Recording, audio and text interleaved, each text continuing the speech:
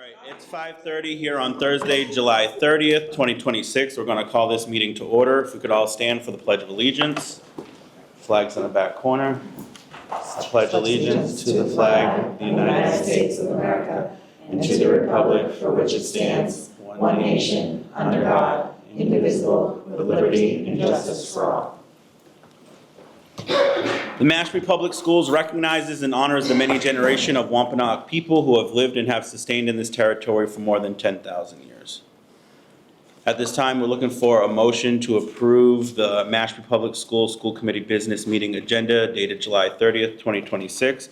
This is a consent agenda. Is there a motion to approve? So moved. Motion by Kathy Lewis, second. Second. Second by Kelly.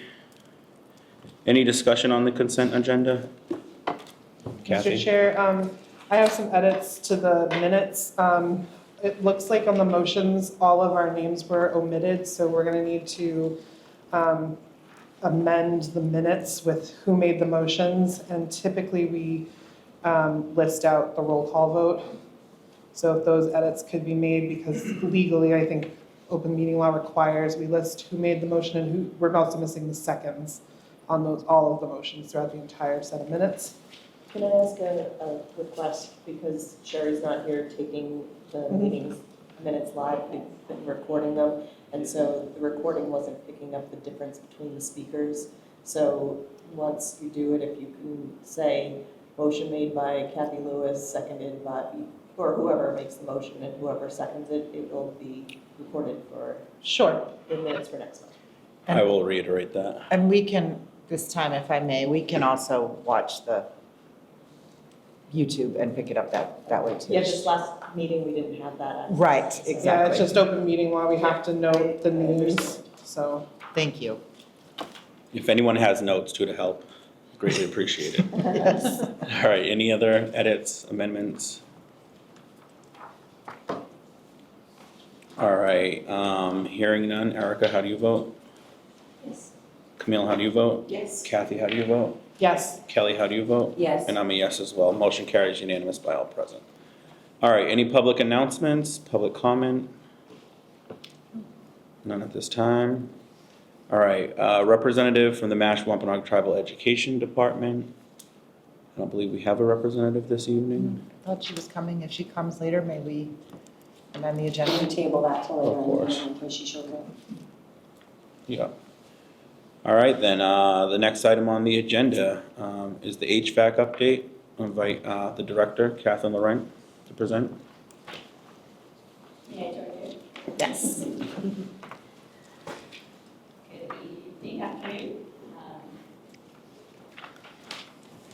So I don't know if you have specific questions or if you just want an overview of where we are with the project, what's happened. Yes? Just Yes? an update for MMHS. Yes, please.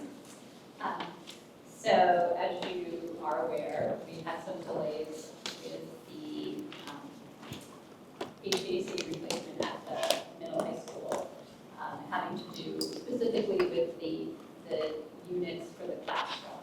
So we did start the project last June, and we're able to get a lot of work done over the summer into the beginning of the school year. At this point, I estimate about 65 to 70% of the project is complete. Unfortunately, what's incomplete are the units in the classrooms that provide the units. So your key elements to address the comfort in the space. It all has to do with the manufacturer. It is Crane equipment. For whatever reason, we were notified in November of 2025 that there would be a delay. The equipment that they had bid was not standard for them, so it had to go through UL testing to make sure it met all required code. So that delayed the start of the construction or installation from January when we were anticipating it, January 26th when we were anticipating it to February. In February, the units were, some of the units were delivered, and it was found that they exceeded the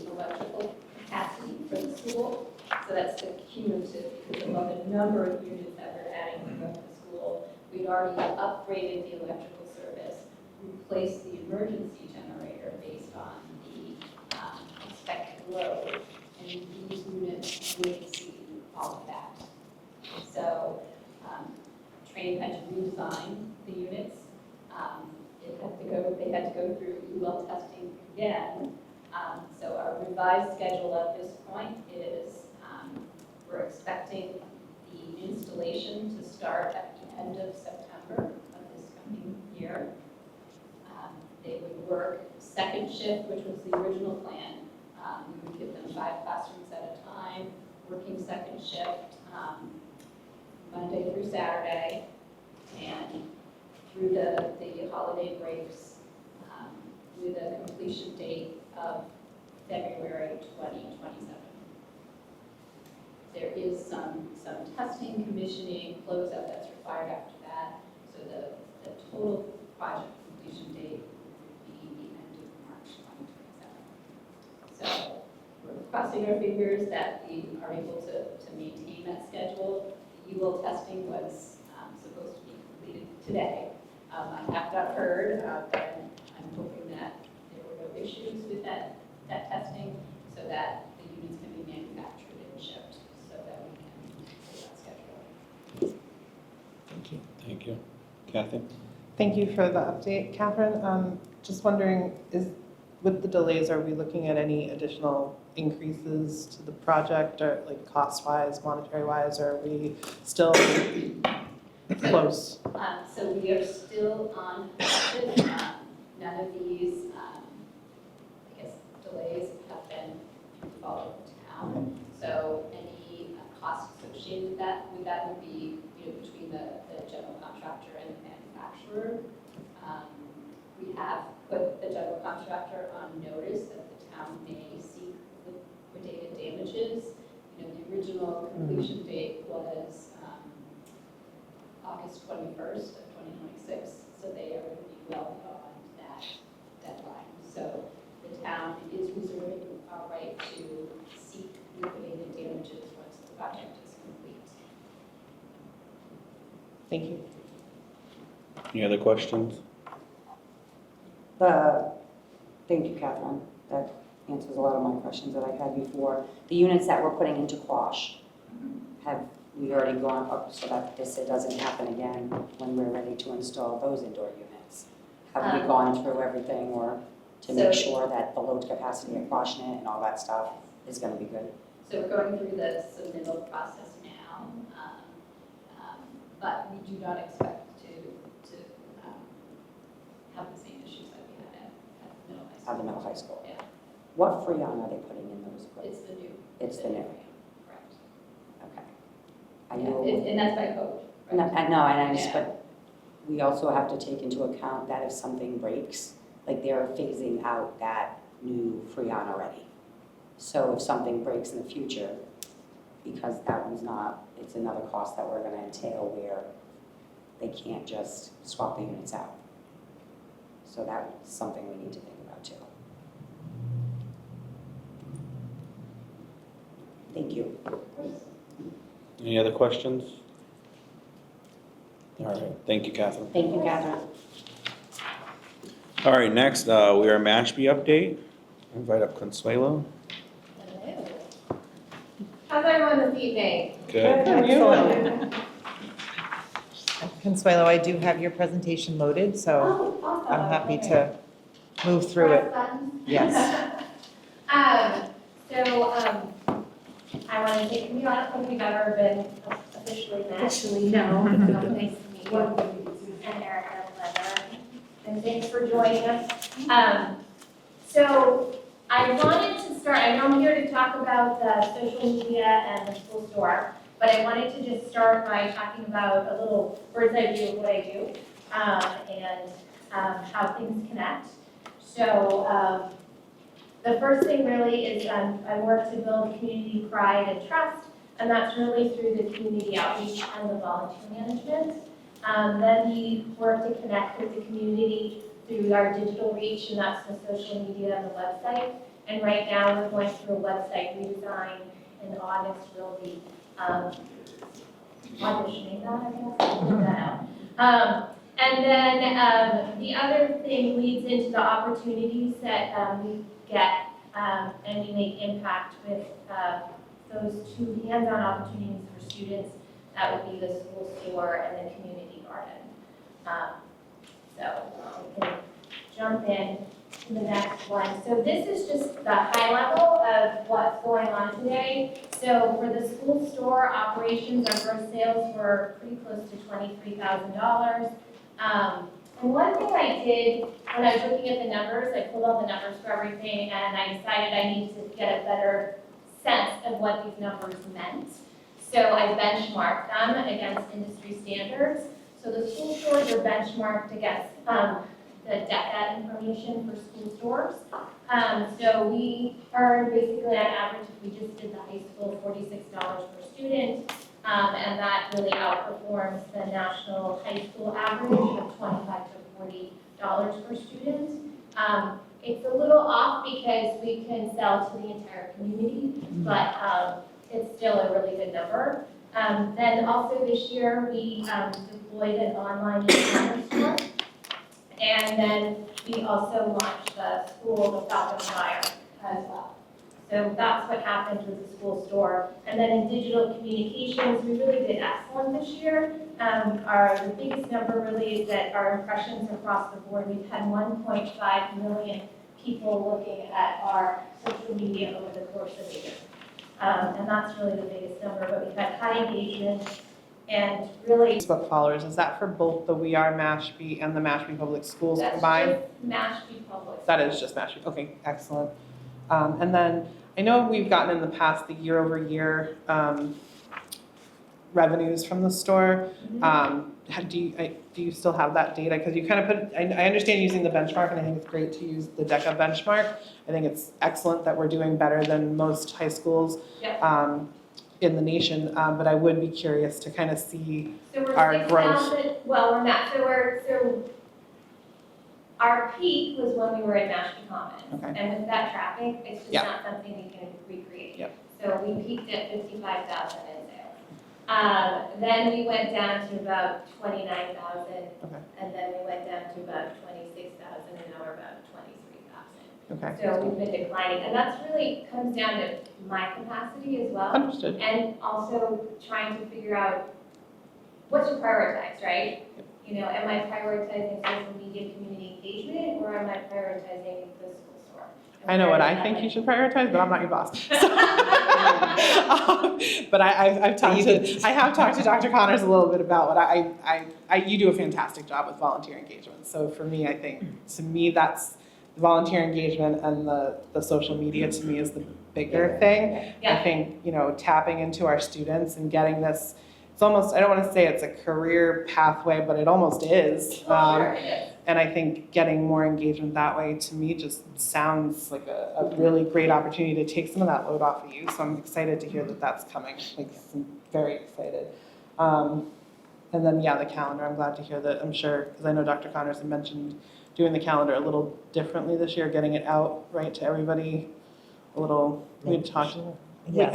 We had talked about the calendar, right, I think, at one point, Yep. and making sure everything was on it by a Yes. certain date. Yeah, oh, yes, the district The calendar district for the calendar, events, yes. So that you could not just, get Absolutely. to all the events and Yeah. things. Because I think, hearing that the plays did so well, I mean, you've got sports, there's so many events that go on that bus could, maybe not necessarily in the winter, understanding the heat. Yeah, issue, well, but- but even then, like, if we are popping it up and we know we've got multiple events, you can pop up for an hour Yep. and then close it down. Yep. So really just thinking creatively about different ways and different locations. So like maybe on the soccer field, like maybe we could park it next to the soccer field. Yeah. During the game. And people would I think it's great, so. Did you reach out, sorry, Kathy. Sure. Did you reach out to any of the underclassmen when the seniors were graduating to take their spot? Yes, I did talk to a lot of people. I mentioned it to teachers. I posted it as well. I didn't have a lot of people coming to me. It's a bit of a struggle to get kids to commit. I'm just thinking about the lost opportunities over the summer, honestly, to make money with the bus. Summertime is always a challenge for school and for volunteerism, and I can tell you since my days doing PTO, I will get people to commit to doing things in the summer and they swear they will be there and they do not show up. It happens consistently. And it's not, I mean, nobody's doing it on purpose, they really think, but then they get this great opportunity to go to somebody's house on the vineyard and they're like, I'm going, and then, all of a sudden. That's, and that's where you teach the kids responsibility and commitment, But like it's you. the adults as well, and a lot of times kids promise things they can't in a sense Mhm. because the adults have different plans and they don't know what they are. Mhm. So, it is next to impossible. I have not cracked the code on summer. It's something we should look at. I mean, I think you can get like the beginning of summer and maybe the end of summer, but the middle usually it's not. It's too hard. But, I mean, the only way it worked for me was at Mashpee Commons because we were paying them and we had hours. I also don't have a lot of hours. So if you're a student and you're looking to earn money, working at the Mashpee store isn't gonna get you the income you're looking for. Mm. It really only works for kids that are maybe just starting to work and they can work a few hours and they're happy with that and their parents are happy with that. Mm. But then they're usually also not as capable, so. Camille? Yeah, I was just, thank you, Chairman. I was just wondering if there is any kind of incentive for someone to work at this store. So currently, what we do have money that we pay, we were paying the 2 students that were working for us. But again, that limited capacity, so now we're going to be working with more students, but we will be paying them. There will be a budget, and the students will have to, whoever in charge of HR will have to look at that budget and make sure that they're working the proper hours. And I was just curious if there's like any room for like extra perks. Because I know sometimes with young people, it takes them having to have extra things that appeal to them Yeah. to help them remember, like, oh, I promised I would be, here for this hour. Let me go and do what I gotta do because I'm gonna get that, that reward, whatever it might be. Even though it's not a reward, Yeah, mislabel it, but Yeah. and some kind of incentive that appeals to them, that helps them to remember, like, oh yeah, I did want to get, whatever perk is available, right? Like, and helps them to just stick with what they committed to.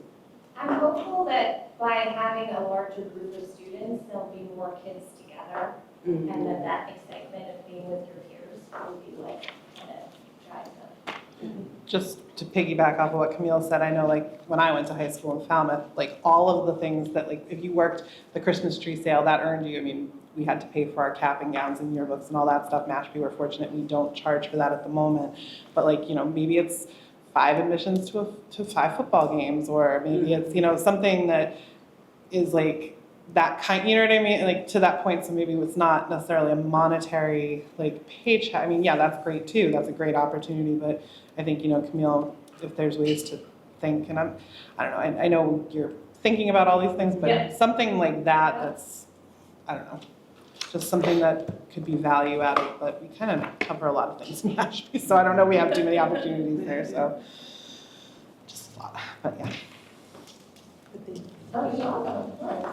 What about any grants or any additional funding that we can secure for this? Because there's a lot of grants, I think, out there for whether they're small startup businesses, eco-dev bills that are going on right now in the state. To be honest, I haven't really looked at that. It was just, I'm talking with the business teacher, she's doing FBLA, and by the way, they just won a silver award, so their chapter won a silver award. She's actually looking at changing to DECA, because she felt that it was a stronger program and less expensive for the kids.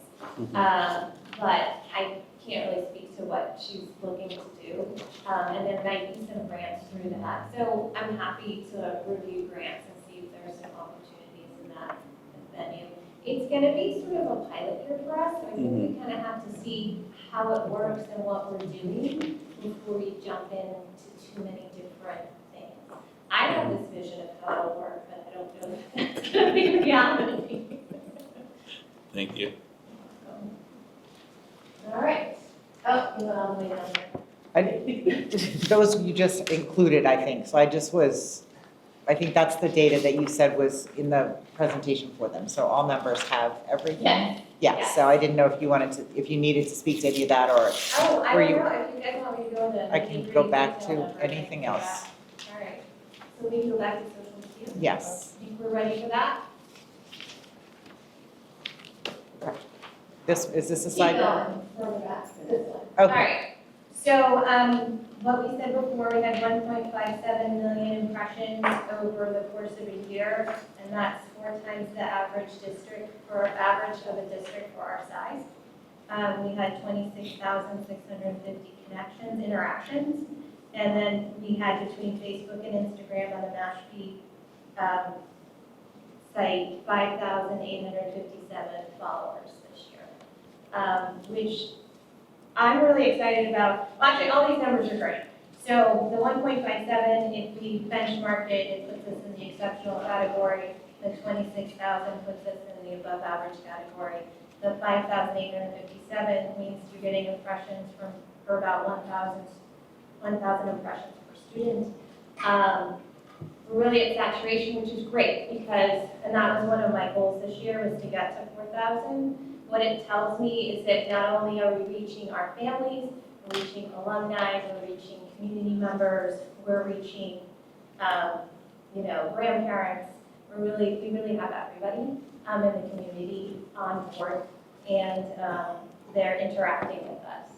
So it really is a great place to come get information. And if you looked, I dropped the top posts underneath there. And the biggest one was Chase's goodbye, which was so, a great heartfelt moment. Then, a no school, which means people are also coming to us for information. They're coming for that heartfelt story. They're coming for inspiration. They're saying goodbye to teachers. The next one was our impact diploma, so sharing those stories of student bonding. And then graduation. So I think we're really getting everything across the board. I'm really excited with the results that we've gotten. And then the other thing that this next, the 2.5, go to the other side, what that tells us is the click-through rate. So that means people are leaving our social media site and going to our website, which is also really great. So they're going for more information and getting the information they need there. So, questions?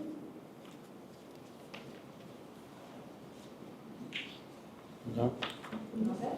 All set? Nobody else to say it? No, I'll say something because, sorry, and I hate to be the horrible person, but I had asked you last year when you did the end of year at Washington for the 6th graders, and I pointed out to you that you didn't get the entire class. You stopped the video halfway through, and you said it won't happen again. I apologize if I said that. It is hard for me to know when one class ends and the other class starts because the rest of the kids start coming in behind them. So you start getting younger kids, and I don't know visually when that's done, finished. But you did the same thing at graduation. When the seniors were walking out of the gymnasium, if your child's name ended R through Z, you did not see them. You stopped. So whoever's alphabet, and I had parents call me and say, I don't understand. Why isn't my kid on there? I said, I don't know, I can find out for you. But I think that with the social media and the amount of traffic that we're getting on our website, I think those are key important things to parents, to grandparents that are in a different state. Yeah. That are looking for those videos that our social media is putting up and then not having that information. I know you work very hard at what you do. I know you're all over the place. I've seen you bouncing off the wall sometimes. And maybe that's just, maybe it's the case, like you said, she needs more help. So there's also like time constraints on those videos. I mean, you use social media, so there's also those factors. So I don't know, It's tough, and I know it is. But it's just making sure we're crossing all our T's and dotting all our I's and making sure that everyone is, if we're doing something, like graduation, that everyone is included. We're about including everybody on everything. That shouldn't be any different. I hear what you're saying, and I don't disagree, but it can be difficult, and it's not like I didn't also shoot all the kids sitting there were moments where people would have had the opportunity. And there are also other moments where I'm not the only one in graduation. So there's. But you're the one posting it on our school Yep, sure. page. So that's all. Just be mindful of what the parents are kind of looking for when they go to social media. I go to the page all the time, just to kind of see what's going on, all the stuff you've been posting all summer about the spring sports and all the kids. It's amazing to see these things that, are happening. But if you're leaving people's kids out, that's, I don't think I'll ever not be able to leave somebody's kid out. It's it's hard, just and that, but then that's the how other they thing felt. the other thing I can tell you too is there are certain students that are do not photograph. And I can tell you at the Quashnet concert every year, this young girl sits right in the middle and I can't film it. I have to cut giant swaths of people in order to keep her off the screen. So that's gonna happen too. So there isn't any way I can ever promise to have everybody on. Thank you. Any other questions? I Thank just you, want to Jen. say thank you for, I know it's a lot and it's definitely a lot and you do a lot. And I know, we came off of the Thursday pictures and everything, and I think you've picked up where some of that might have fallen off because we did have someone who was very big on pictures and posting a lot of pictures. So I think you've picked up and done some really creative things, and some of the posts have been really great, and just keep doing it because I think it's good. Huh? Yeah, likewise. Michelle? I want to echo what Kathy said. I just want to thank you. There's very little that you don't do between organizing our volunteers. We are so fortunate in Mashpee to have so many people wanting to come into our schools and support our teachers and our kids.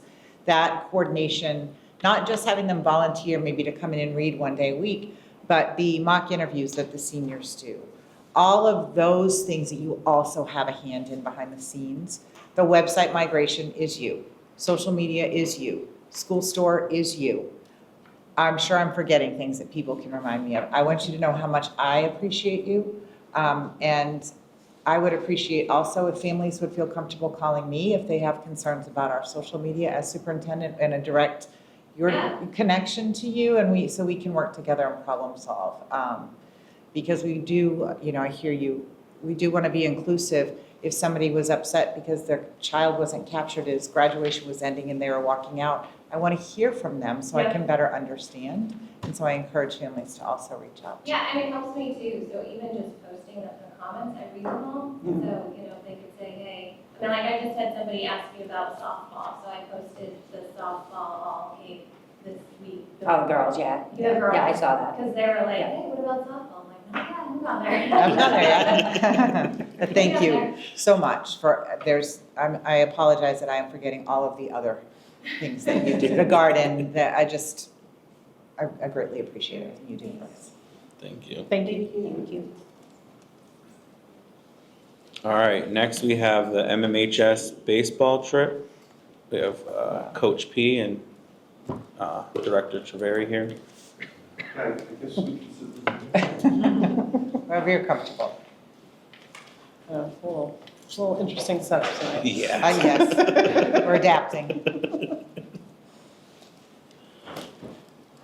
And thank you to the superintendent, Collins, for putting us on the agenda for this. Many of you have seen me here before. Again, we're asking to go to Florida during the April break.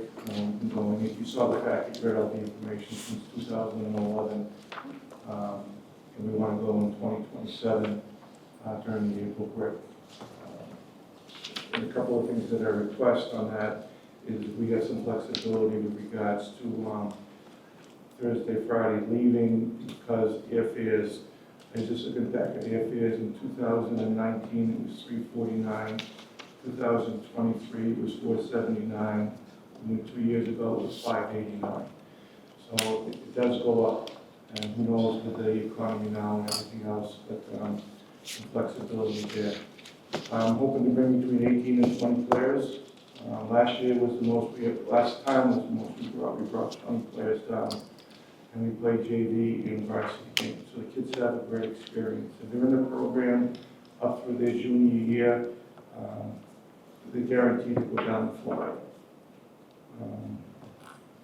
So you've seen the information. If you have any questions, I can certainly answer those questions for you. Any questions, or does the board want to proceed with a motion? I'll make a motion. I move to approve the request for the MMHS baseball trip to the Jackie Robinson Training Complex for spring vacation 2027, including flexible departure dates around April break to secure optimal travel rates. All right, motion made by Kathy Lewis, second by Camille Madison. Any discussion from the board? All right, hearing none. Erica, how do you vote? Yes. Camille, how do you vote? Yes. Kathy, how do you vote? Yes. Kelly, how do you vote? Yes. And I'm a yes as well. All right, unanimous by all Chair, present. if I may, I just want to say I'm glad no one was hurt and you're doing okay, I hope. From I heard you had a little bit of a, you're doing all right, okay. Glad to see that, glad to hear that. And this trip was just turned 15. Oh, fun. Yes. Thank you, and I know it's not an easy ask for anything overnight, and these are things that, I'm not a big overnight person. We don't do many of these things unless they're very structured, you know, they bring 6, 7 coaches down. They're structured within the place. We also, I don't know if you mentioned it, we actually play MIA games down there.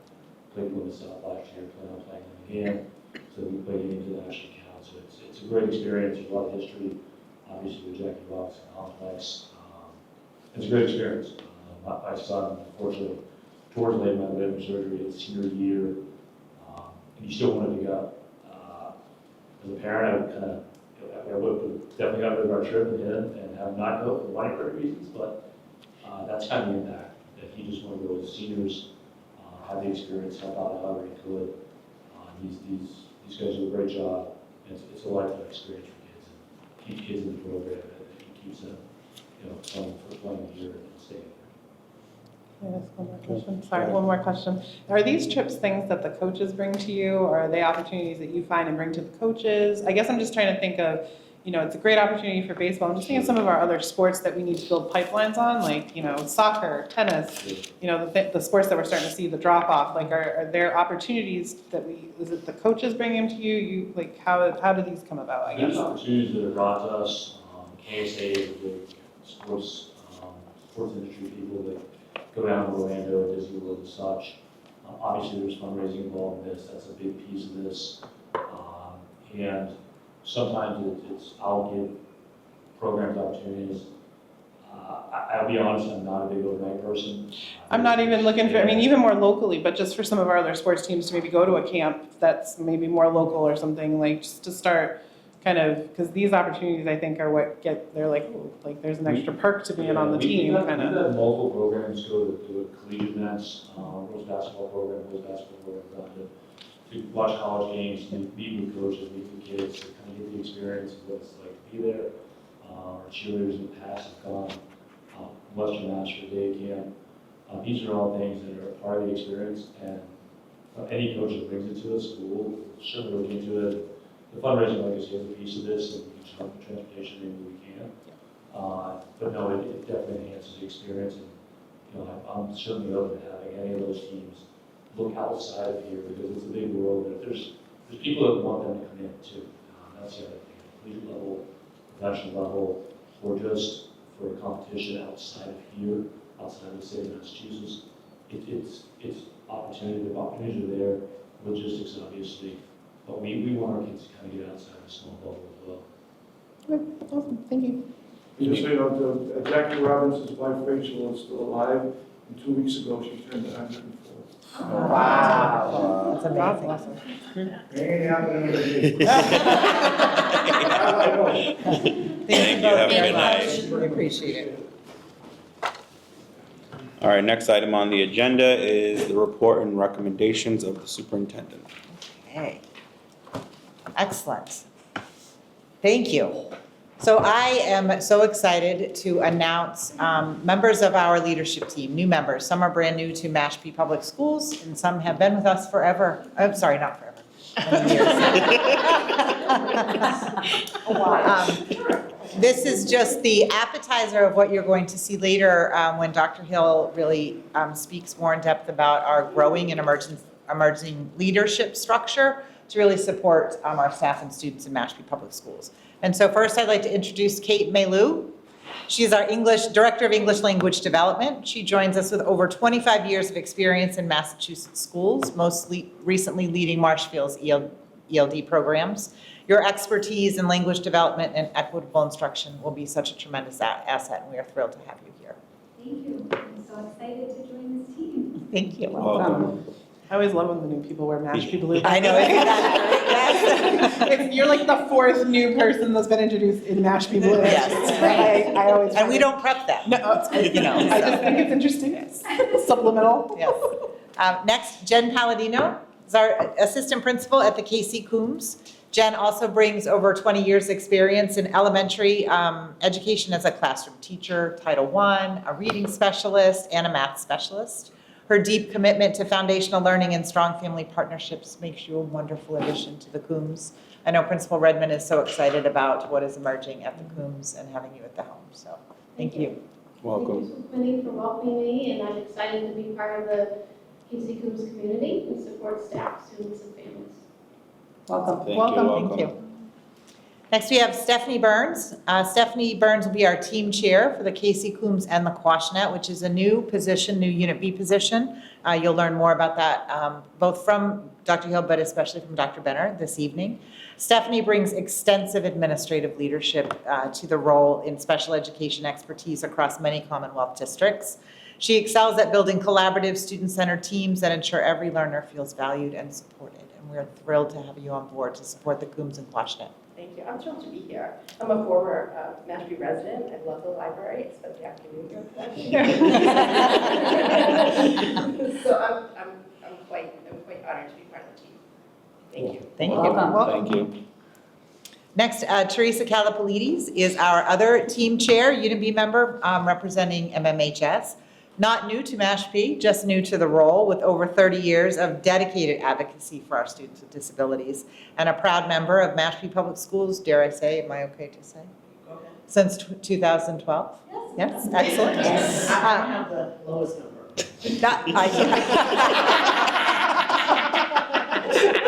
Teresa brings some unmatched institutional knowledge, which we also have on other members of our team that I will introduce momentarily to her role, but your deep roots and your heartfelt commitment to both MMHS and Mashpee community as a whole is such an asset. We're thrilled to have you. Congratulations. Congratulations. Yes, congratulations. Thank you. Awesome. Next, we have Jen Cadian as our MMHS English Department Chair. Jen has demonstrated exceptional instructional leadership at MMHS since 2022, notably co-leading our successful NEASC self-reflection process. Your vision, your strong background in collaborative learning and teams will guide our English department forward, and you'll be such an asset to the MMHS ILT as well. So thank you for stepping up to this role. Thank you for that wonderful welcome. I'm very excited to be in this new role. Congratulations. Next, Doug Crook joins us as MMHS Department Chair, also another dedicated member of our faculty since 2012. You hold multiple science licenses, which blows my mind. I took chemistry and everyday life in college. I made soap.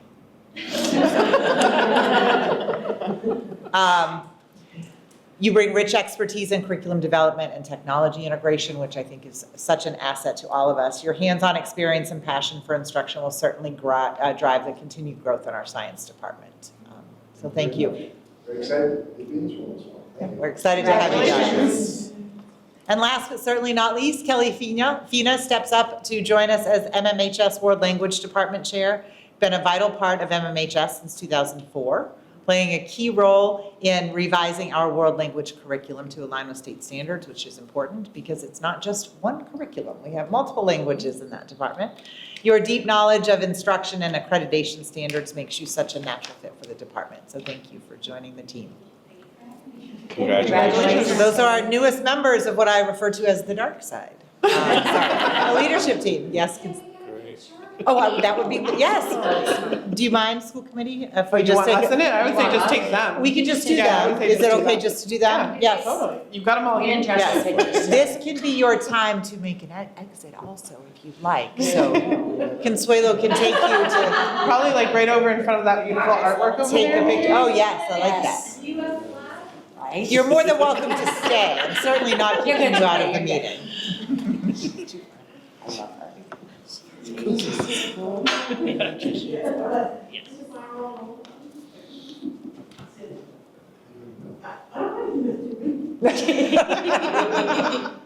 It's a commercial break. Alright, say cheese.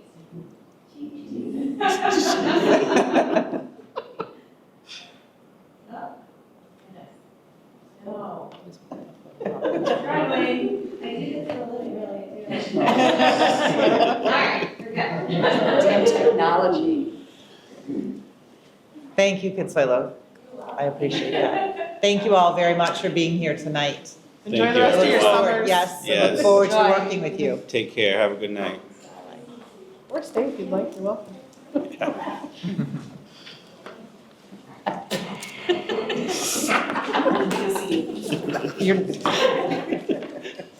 All right, next I just want to fill you in on what we've kind of been doing while school has been out and the work that has continued among the leadership team. So as you know, myself, Dr. Hill, Dr. Benner, Principal Brady, Switzer, and Redmond, as well as 8 other members of our Mashpee Public Schools.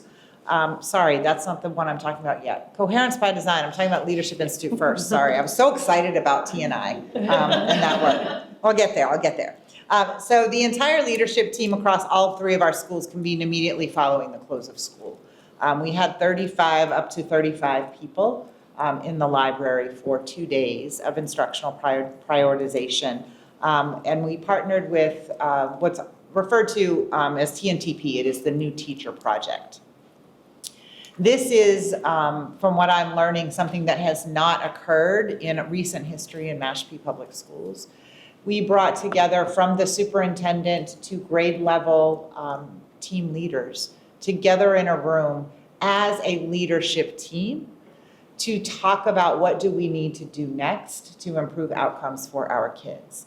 We grounded it in a document called Coherence by Design, which is about building instructional systems that help students catch up and close those gaps. You may recall previously in the school year, we shared that we do have some significant gaps, especially our students with disabilities and our English learners. And so we talked about what does this mean for us in Mashpee as adults supporting kids. So this is the moment where we started to unify this leadership vision across pre-K to 12 to ensure continuous learning pathways for students. There's 2 transitions that our students encounter every time they move to a school. The first is that academic transition. The second is the social emotional transition and adjusting to that new development level. The third is helping their parents adjust to all those adjustments also. And so it's important to know that if we are thinking about students transitioning from building to building, we need to get our adults working across the building too. So we started that process. I will tell you it was messy. It was chaotic in a beautiful way. I was more exhausted than I have been all year after those 2 days because of the level of thinking and engagement that went on, the difficult conversations we had, how we pushed each other's thinking. And what I truly, really enjoyed is I wasn't leading it. I was learning alongside everyone. So we were in that room as equal learners trying to figure this out together. I felt it was very powerful.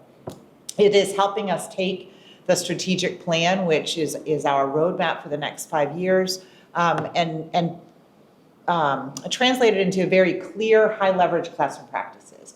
If this is our how are we getting there, and how do we make it bite-sized so it doesn't feel like we're doing all the things, and getting them thinking in June as opposed to slamming them with it in August, and really starting to build the collective leadership capacity.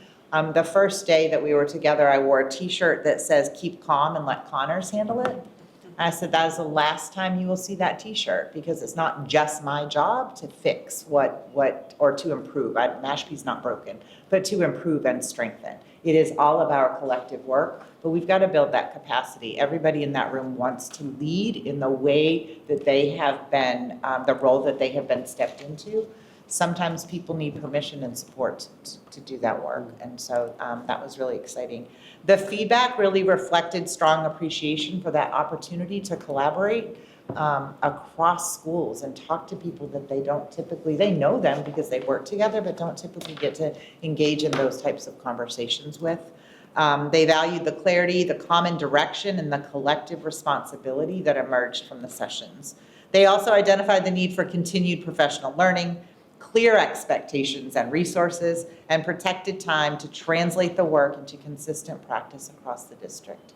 And I'm very excited for what Dr. Hill will share with you this evening as well, relative to that. Any questions about that particular piece before I move on?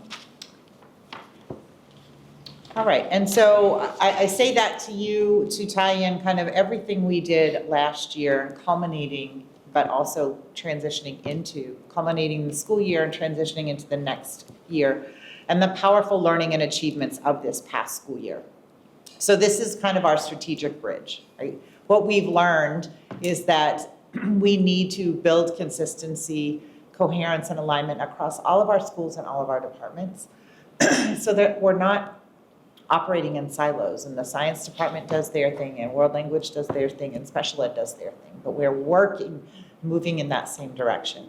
To elevate instruction, deepen that high quality teaching. We have phenomenal educators in Mashpee, both intellectually and just emotionally, and how they feel for and care for our students.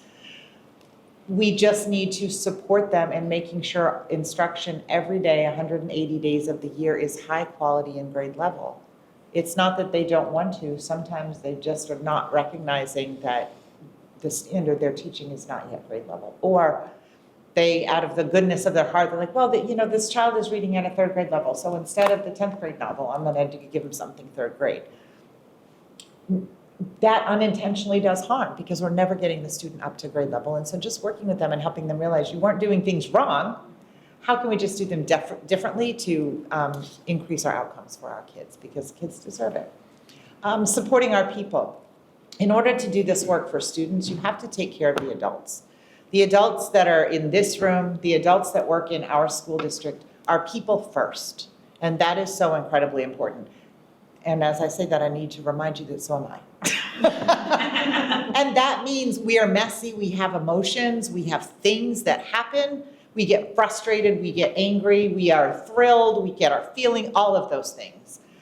But we've got to support one another in this work and remember that and invest in our staff. And so what you're going to see in this leadership shift in the structures we're building is a way for us to better support and empower the adults in Mashpee so that we can better take care of the kids. And ultimately, that's going to deliver results. But to do that, we've got to look at the data and figure out what is the data telling us. And you can manipulate data to tell whatever story you want, but there's a story there, and we've got to look at the story and what is causing that story. And so it's just, I'm going to just say this, I think year 2 for me as superintendent is going to be more challenging than year 1, but in such an incredible way. It's like that hard work that is so incredibly satisfying, because you're going to see everybody like lifting the work together. Year 1 was just figuring out what I'm supposed to be doing, learning and all of the things.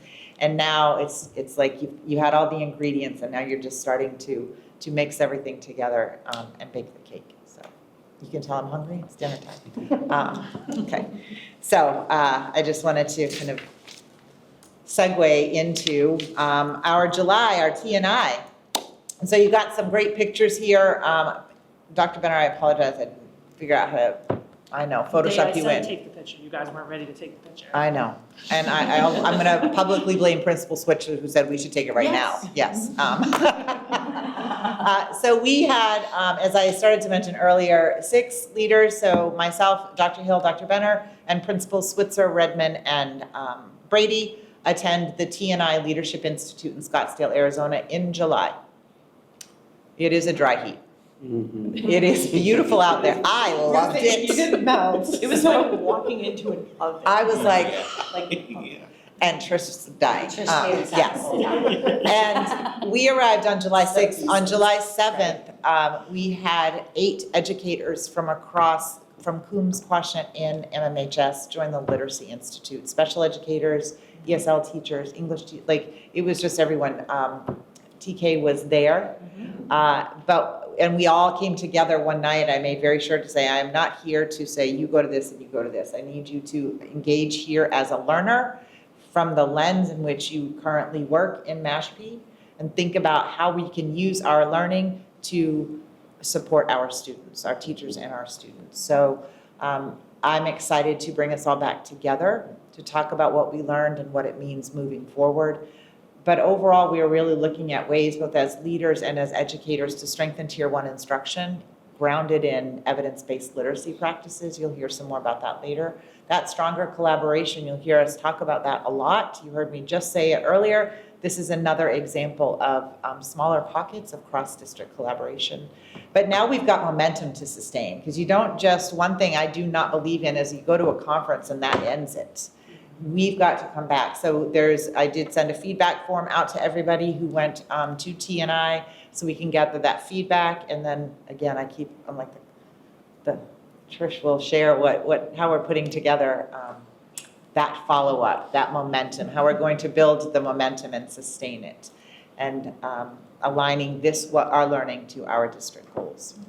It's nice to see all those happy faces, Right, those beautiful they're smiling. smiles. Yes, it was wonderful. It was wonderful. It was hot and it was great. That's why. Yes, and it was a heat wave. Cool. Yeah. it's like 114. Yeah, it was. Yeah, it's great. Well, Yeah. at least it was inside for the learning part. Yes, and they fed us very well. It was very nice. Another plus. And great inspiration. As you know, because every year the Mass Association of School Superintendents holds their executive institute at MMHS. So we have leaders from across the Commonwealth who attend for 3 days at MMHS. And the Commissioner Martinez sends out a Commissioner's Weekly Update to all superintendents, all the districts. And they asked us if they could use, thanks to our social media, they saw it on social media, Consuelo, and the Commissioner's office reached out to me and said, can we use this picture that's from your Mashpee Public Schools page? And so these are 2 of our students, Ethan and Josady, both of them, graduated, class of 2026. But they were just 2 of the many members of our food service team who fed us beautifully. And our technology staff, our DPW, all the behind the scenes work. It is a lot of MA. People keep coming up to me and like, Michelle, this is great, your school's beautiful. And I'm like, yes, it is, I agree with you. I had nothing to do with this. But I am proud to be here and proud to work among these amazing people. And so the feedback from that, just to give you a quick backstory, as some of you know, so as superintendent in Mashpee, I sit on the professional development committee of MASS because the biggest PD event is here. And every year, as they should, they are looking for students to be part of this institute every day. And so we always typically have somebody sing the national anthem. This year it was our very own Lily Lewis, who did a phenomenal job. Kira Duval was the accompanist to a spoken word piece by a student from another district. And it was, they rehearsed together but not. They had never met until that morning, but you've had 2 superintendents connecting these 2 students together, and it was beautiful. I thought it was absolutely beautiful. And the icing on the cake, though, the feedback I got the most about was, I had said, I think it's very important, I said this to the PD committee, that on opening day, I said, I do the land acknowledgement, but those are words coming from me as a white woman. I need everyone to understand the land that we're on for this conference, and I want to ground them in that. I would love if I could reach out to the Mashpee Wampanoag tribe and have them come and perform. And so I worked with the chair and with Roxanne, and we had Chief Mills, we had Roxanne Brown, and we had Cameron Greendeer and his kids come and perform. And Cameron gave little very educational and historical information to members of the audience. Some people have already reached out to me and they want me to connect them with the Tribal Education Department so they can learn more as well. So it did more than I anticipated, and that makes me feel so good. But people were like, they truly had no idea. And we're just in awe of the performance. And so I'm glad that that came together and that it had the impact, because I needed people to understand you are on Mashpee Wampanoag land when you are here for this conference. And we need to hold it sacred. So that was amazing. I'm just a very proud superintendent. And that this is just quick, as Catherine mentioned earlier, we're doing the Quashnet HVAC and fire suppression update. I just want to take a moment to publicly thank the entire Mashpee community in the town for voting this through for us to do. It's not about keeping us cool. I love the heat. You just heard me talk about Arizona. I love it. But it is about the safety of our students and our staff in the Quashnet building. So that work has started. As you know, Central Office and Quashnet have been moved to MMHS. They have been the most amazing hosts, taking care of us, and we are all slated to move back to our original spaces no later than August 10th. But it is going very well. It is moving along much differently than the other projects. So, just say that. Okay, upcoming events. I cannot believe in 2 weeks, placement letters are being mailed out for the next school year to our Coombs and Quashnet families. We have new employee orientation, August 18th through 20th. Grade 3 scavenger hunts are starting up at Quashnet on the 20th and 21st. The families can look forward to learning more about that. Popsicles and play on the 21st, and August 24th is convocation. We have already started talking about it and planning it. I'm so excited because it's not just about me. Got everybody on the team is going to play a role. I'm very excited about that. We're maybe going to do some interpretive dance. That's what was decided yesterday. So I look forward to that. And then August 25th is our staff professional development day. But more important than any of those dates are these 2 dates, August 26th and 27th. We are so excited to welcome our friends back to school. August 26th, grades 1 through 12. August 27th, our pre-K and kindergartners, our littlest friends, come in. So we are so incredibly excited for those days. I cannot believe it's here already. Cannot believe it. Any questions on my report or recommendations? I just want to give a shout out, you kind of skipped over the work that Max did to get that. Oh my transfer gosh, you're education. right, I'm sorry, I meant to just put a feel like slide in there. That Max is has so been working- incredibly yeah. important. Yes, I'll let you take that, Kathy, please. Oh, no, Max Nash, who is Yes. rising senior, very invested in his community and everything that's going on in the world, and someday I think we're all gonna see Max as like a senator at least, if not more. At minimum, yes. At minimum. So Max has been very active as a student and is a founder of the student-run Coalition for Student Mental Health, which is leading student advocacy efforts at the state level to support media literacy, digital wellness, and like youth mental health initiatives, which, as we all know, is very important for our students. And so Max has really dedicated a lot of his time and efforts and energy to being up in Boston a lot, talking to all of our leaders. And Max was able to, with the work of Senator Dylan Fernandez,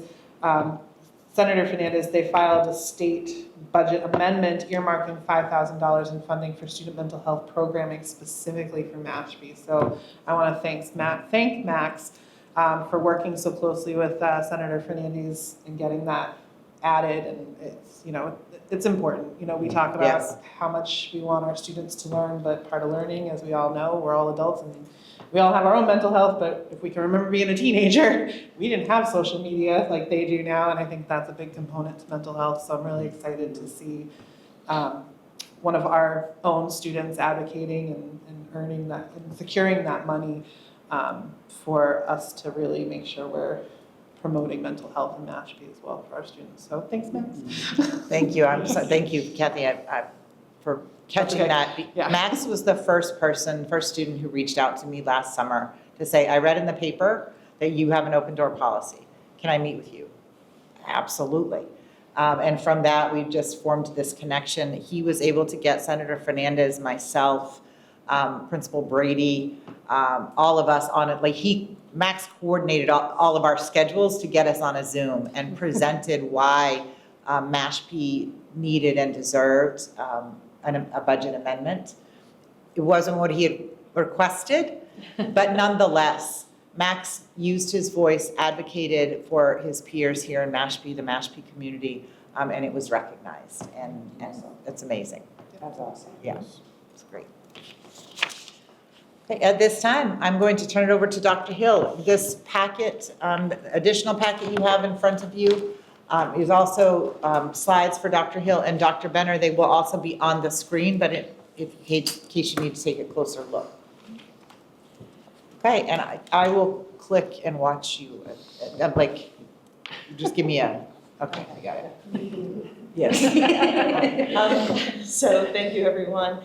I can't tell you how excited we are for next year. After coming off of a year of meeting different stakeholders, listening to people, observing classrooms, attending meetings, we were doing a ton of information gathering in the first year and starting to create the vision of where we wanted to go based on things like the district review and the strategic planning committee. There was a point, I want to say, like in March, where I think I walked into Dr. Connor's office and I'm like, we need to get started right now. And she was just like, summer.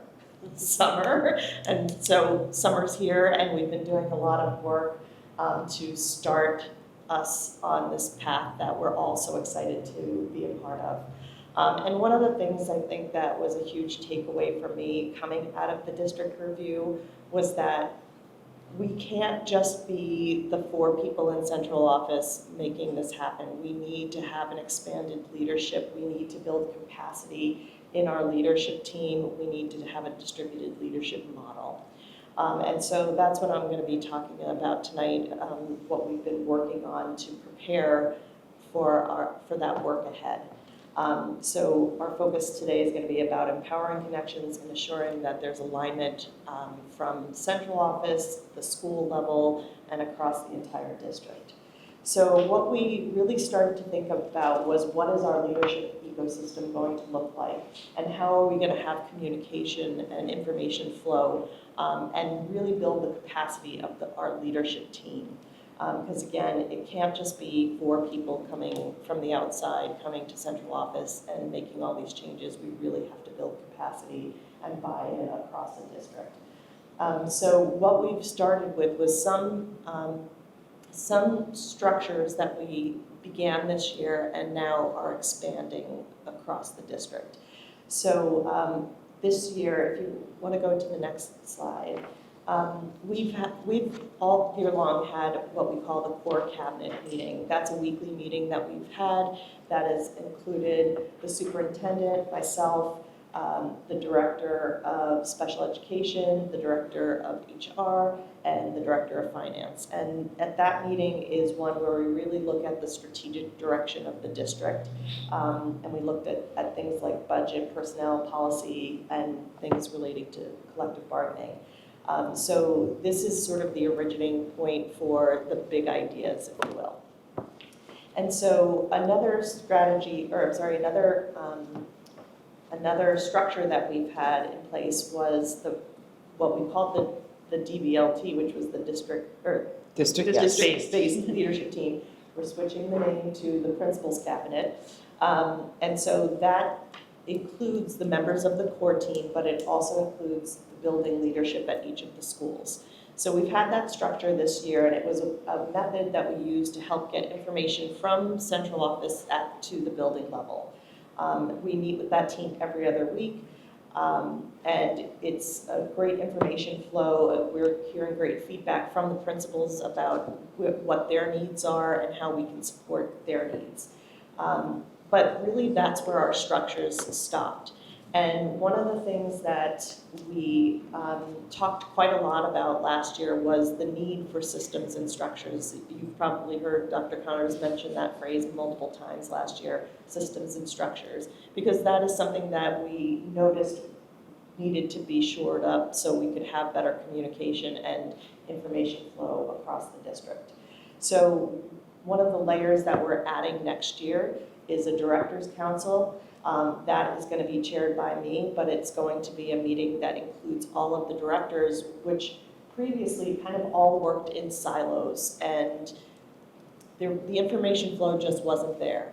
And the connections and the clarity around where we were going as a district and how each of those directors play a part in leading that work. So this is a huge step forward in trying to build that distributed leadership model and really taking advantage of people and efforts that we had in place, but that just weren't coordinated the same way previously.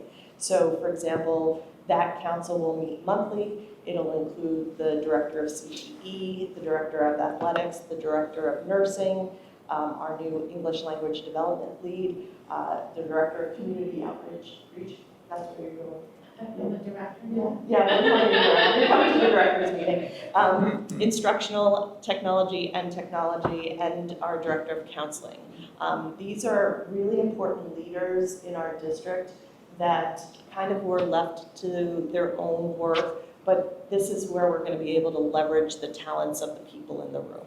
So I'm really excited that we're going to be doing this cross-department coordination that spans all 3 buildings, because all of these people have interactions and responsibilities and leadership responsibilities in each of the buildings. And so it's a really great opportunity for us to build that capacity for people that we already had in the system.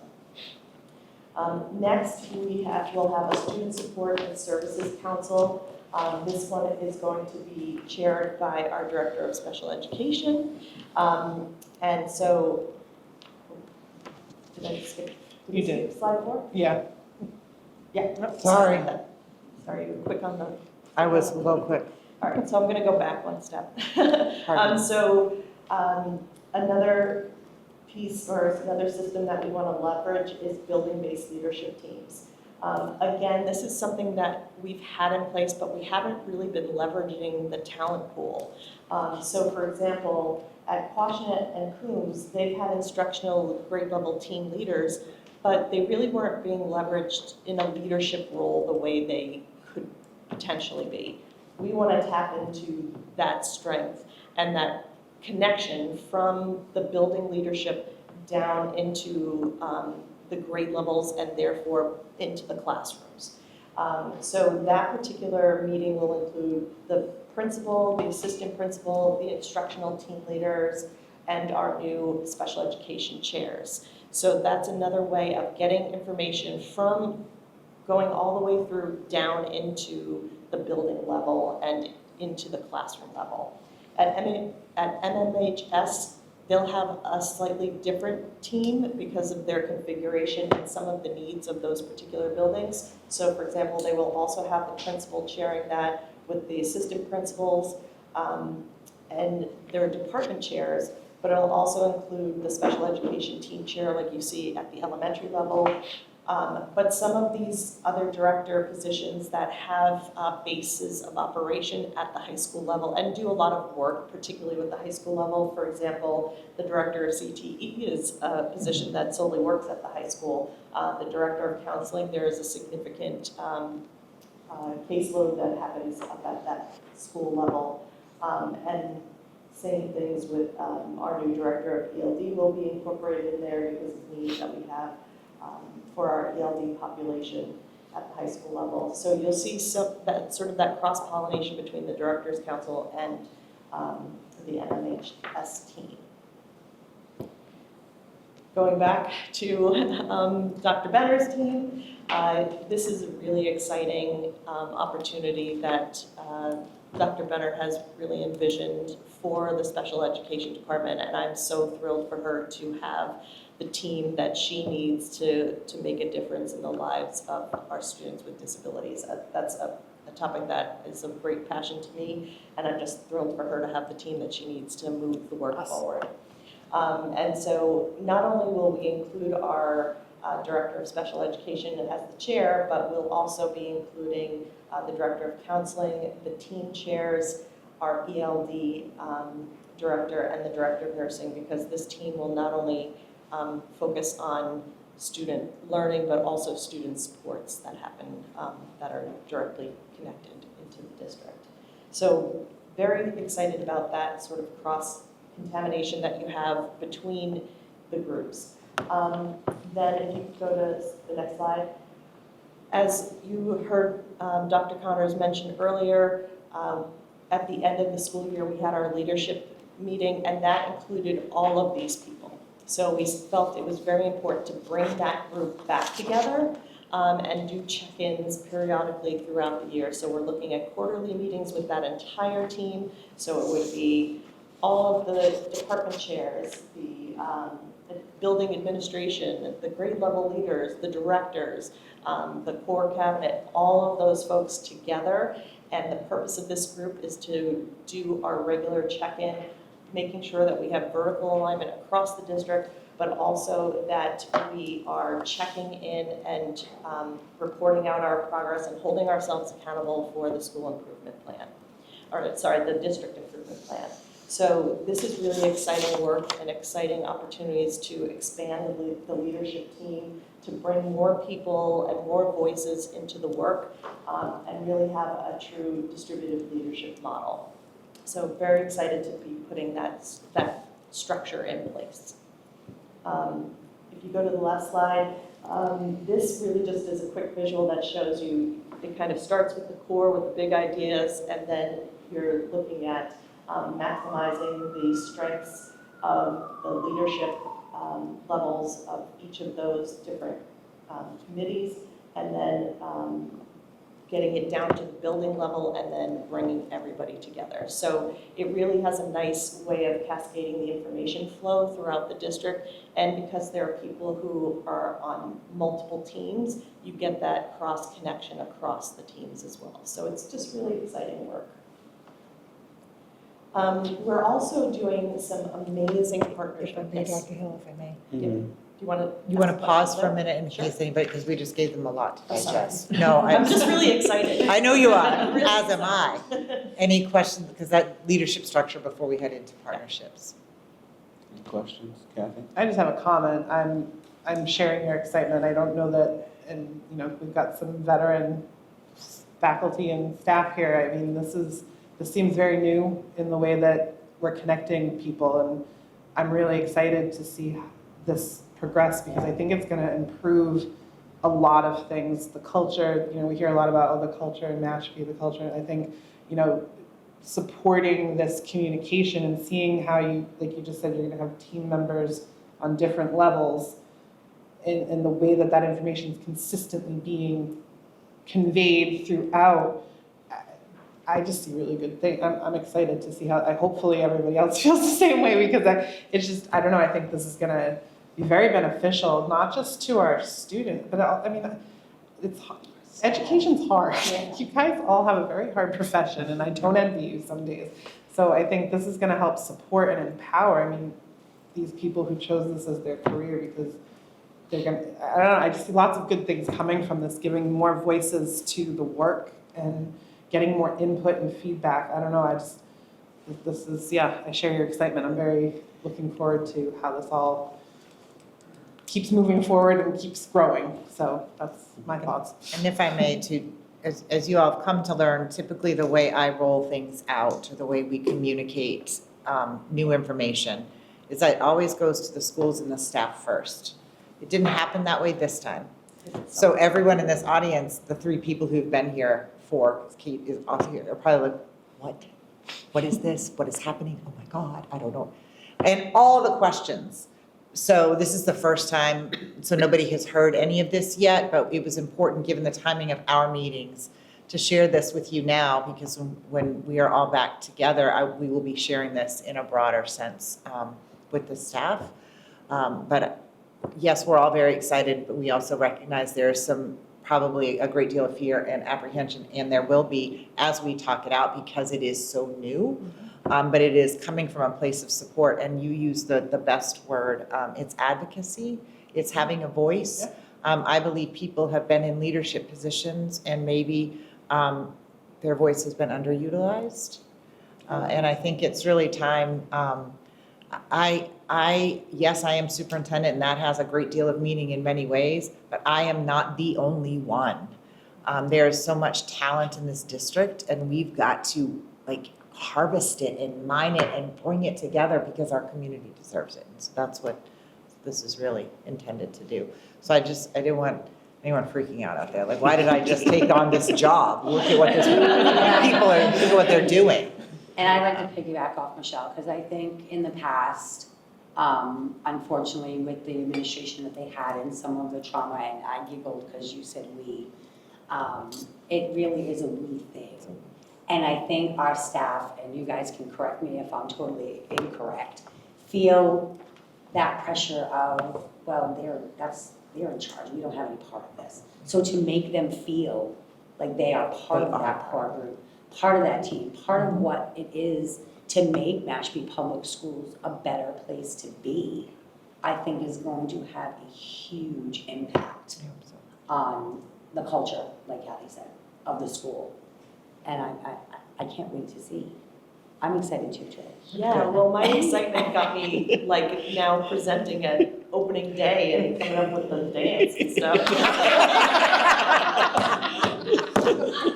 Because I was so enthusiastic in a recent meeting, they were like, there you go. I was like, I'm gonna bring the old-fashioned video. Yes. So we can get the whole. They really are. Yes. Yes.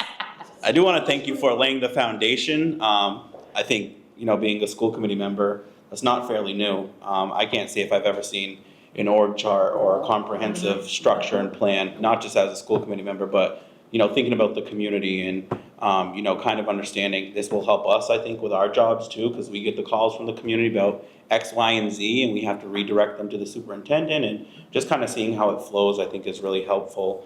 My question was the directors' meetings. Have we ever had directors' meetings before? Nope. Yeah, see. It's okay, thank you. Isn't this Yeah. great? This is I'm so empowering. Yeah. We have them at the tribe, that's why I'm we do them monthly. And then the other last question was, the Student Support and Services Council, would the chair be Dr. Benner? Yes. Okay, I didn't see that in there. Thank you.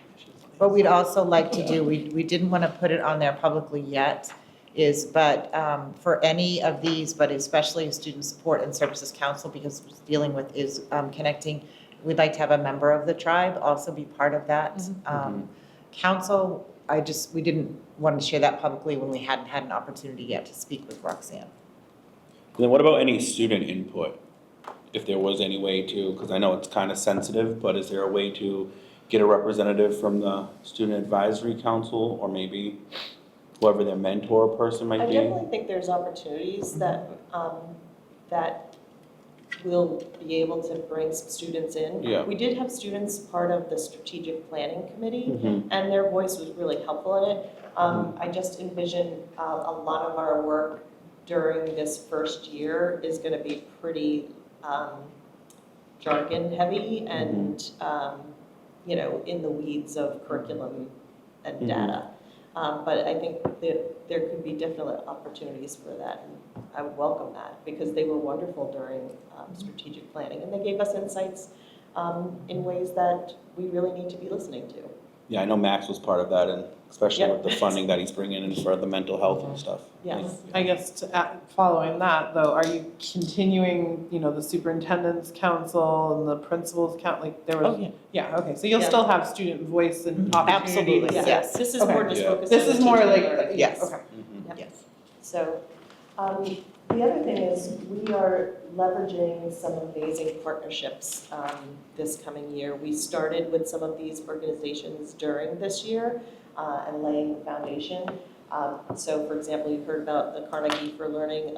We need to share out everything that we learned from that that conference. And so I would anticipate this is a partnership that's going to be continuing, but the learning that we took away from that work is going to be added into the work that we're doing. TNTP, you heard the superintendent reference that group. We will be continuing to work with, what's Robbie's last name? I'm sorry. Chisholm. Robbie Chisholm from TNTP, the new teacher project, who did an absolutely amazing job helping us to really focus on an instructional priority this year, which we'll talk more about moving forward. We are going to be partnering with the Yale Center for Emotional Intelligence, which runs the Ruler program. We were fortunate to get a grant to be part of one of their research projects at the middle high school level, so that will help bring a social emotional learning tier 1 to the high school, which is really exciting. We've been partnering with DESE after our district review. They decided to do a pilot to support districts post-district review, and we've already started having some meetings with them and check-ins with them about how we hold ourselves accountable and stay on target with the things that the review identified. In special education, we'll be working with Novak Education, which is, Katie Novak is one of the best I've ever seen, and she is a huge advocate for inclusion and inclusionary practices, which is fantastic. Kaleidoscope Collective for Learning was a group that we were referred to from the DESE partnership based on the district review, and they are helping us to look at our instructional priorities, and their focus is really around deeper learning, although we're not going to go into the deeper learning pool just yet. The work that we're doing with them is really them advising us on how to make sure that we're maintaining grade level expectations for students and how to engage students meaningfully in that work. And investigating history is another group that it's a curriculum that we're going to be doing in the intermediate school. They started piloting units last year. That is one of the HQIMs that we're adding into our repertoire. The nice thing with that is it is free. It's all available online, and they had a lot of consultation from the Mashpee Wampanoags, so we're really excited to have that representation and that association with this particular organization. So our teachers will be working with people who support that work as well. And then finally, Hill for Literacy, which is a very well-respected and well-known literacy consortium that is going to support us with helping our teachers understand the science of reading so we can bring all of our students onto grade level reading expectations through the elementary level. Just to back up a quick second, HQIM is high quality instructional material, for It those who is. don't know. Yes, Okay, it is. just Thank you. making Sorry, sure. the jargon Yep, stuff. it's okay. So then the thing that the many things I'm so excited about is not only are we building the structures, we're maximizing the talent within and partnering with talent from outside. And so, I keep saying to people, like, I can't wait to see Mashpee in 5 years. I can't wait to see what Mashpee is like in 5 years, because we have so many wonderful people that are going to be part of this work, and I just see great things ahead. And that's all I said.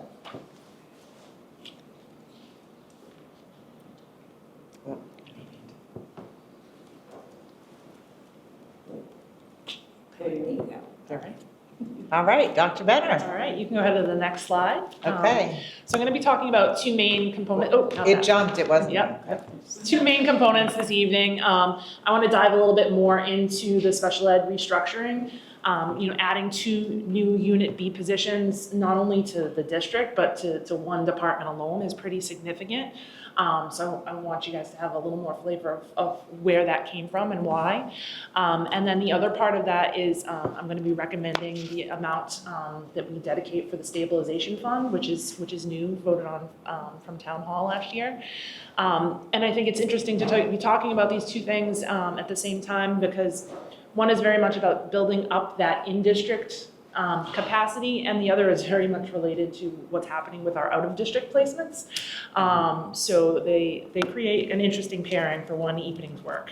On to the next slide. Really, these 2 things are both strategies that we're taking a look at, and I wanted to make sure that as best as possible, you all, and as well as folks in the town and as part of the school community, had as open and accessible of an explanation of some of these pieces, so that you could kind of see the direction we're moving in. And really, there's 2 main outcomes that we're looking for as part of these 2 strategies.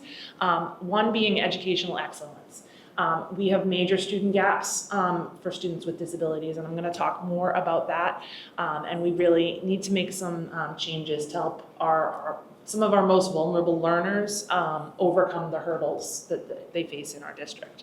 And these 2 fine adjustments or additions to the district are gonna help us all do that.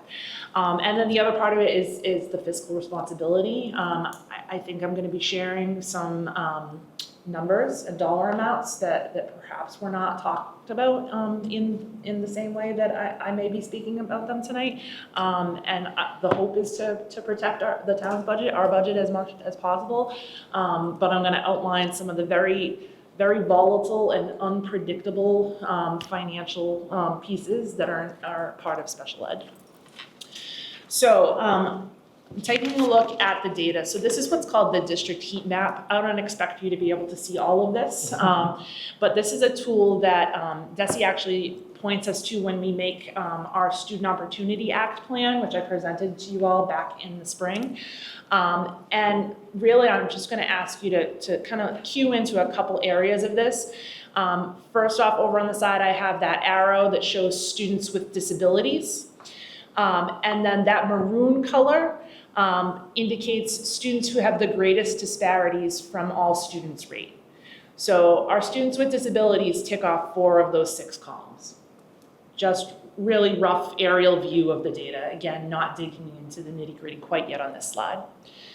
If you do want to take a look at this, or if anybody who is watching this presentation wants to take the deeper dive, I did include the link to the Mass Student Outcomes Comparison Dashboard, which for data nerds, that's a tool for you all. Our next slide. Again, don't expect for you to see this. I'm going to go in more depth, but essentially across the takeaway I want you to be aware of on this outcome is in every category that's represented up here, again, you can't read it from this distance, our students with disabilities are on the wrong end. They are higher where they should not be, and they are lower where they should not be. Let me go to the next slide and talk a little bit more specifically about that. So the 2025 data comparing students with disabilities to non-disabled peers in Mashpee. This is not statewide data, this is not national data, this is what's actually happening in our district. We have a gap of 20 to 43% students with disabilities are performing lower in MCAS across all grades and all subject matters. 20 to 43% lower. Chronic absenteeism for students with disabilities is 7% higher than their non-disabled peers. Ninth grade course passing rate, which is one of the highest determinants of completion of a high school diploma. For our students with disabilities, we're 22% lower than their non-disabled peers. And then lastly, 5-year graduation rate, 12% lower than non-disabled peers. These are not 1%, 2% margins. These are pretty significant chunks that have our students with disabilities not accessing the same level of education and quite honestly, lifetime outcomes based off of some of these metrics. So one strategy amongst many, it's the one I'm speaking about tonight, to close these opportunity gaps is, again, this restructuring, is to increase our ability for instructional coaching, increase our ability to support a multi-tiered system of supports. I know I'm throwing out some jargon, but it boils down to that greater leadership capacity for this work. Next slide. So again, these are our two additions, Ms. Burns and Ms. Kalapalides. And a couple of key points I want to emphasize with why the restructuring. So previously, our team chair and our school psychologist were the same person. We had a combined model. So going into every special ed team meeting, one person was wearing two hats. At the table, that person was the one who was evaluating, chairing the meeting, ensuring compliance, and then referencing back to MTSS where appropriate. It's an unsustainable dual role, and to call out Stephanie for a minute, one of the reasons I think that, we appreciated her as a candidate is in the interview, she called out that this is an antiquated model that we've been using. It's gone out a long time ago, and it's time for us in Mashpee to stop using it. So that's part of this. The next piece is legal authority. So Unit B placement empowers these chairs to evaluate and coach and, quite frankly, push decisions and change in a way that Unit A members are not always empowered to do. So by elevating the role, we give that authority to them. And then over on the Unit A side, the school psychologists, we have the ability to restore the clinical scope to that role. School psychologists have an immense area of expertise in evaluating and consulting on MTSS, providing mental health and crisis support across our district, which they can't really get into that work when, again, they're wearing two hats at both times. So now it's just a more singular focus to use their skills and bandwidth in this way. Next. So just to kind of summarize, so our team chairs will chair the IEP meetings, but also, very important, own the compliance, the coordination, the case manager evaluation and coaching, support with PD leadership, that greater learning for folks in the SPED department as well as our adult learners across the district. In special ed, we fall under federal law, not just state and local provisions. So anytime I'm citing that CMR or citing, kind of the help with compliance measures, there's a different set of stakes that we're subject to in special ed. So those are key pieces. Over on the school psychologist side, to again conduct those formal assessments that are part of the special ed process that are required by law, but also to better support the universal screening and progress monitoring of students. So we make sure that we are appropriately finding and supporting students with disabilities, and the students who are not disabled, not necessarily using special ed as the only game in town, but appointing them to more appropriate supports that don't require a disability identification. So that's really the piece on the restructuring and kind of the why behind that, and the splitting apart. I wanted to take a moment to pause there and allow for any questions on that first component of what I'm speaking to tonight. I think it's a great move, thank you. Yep, it's that got to that point is honestly kind of very disheartening. I think when Kathy had mentioned it before, and when you guys had noticed it in the beginning months ago, and hopefully we get this going in the right direction, because it'll be so much better off for the kids. I'm really excited to have Yes. partners, not that I did not have partners before, but partners in leadership of special ed specifically to help move some of these markers. And I hope that when, I present in a few months or what have you, that we're able to start seeing some of the metrics shift in the right direction for these kiddos. No, I think this is exciting. I know special education's kind of been I don't want to say a pain point, but a point where we definitely recognize we need to make adjustments, and I'm excited that these positions, again, congratulations, and hopefully you're ready, because Sounds like you got some work. But I think it's good work, so I'm Yes, excited. it is. It is. Fantastic. And if I just could say, I actually appreciate hearing, you know, the about the dual, like, you know, the one person with the two hats. You know, I can truly appreciate, you know, trying to alleviate that, because I think that does, you know, play a significant role in somebody being able to complete their role to the best of their ability, right?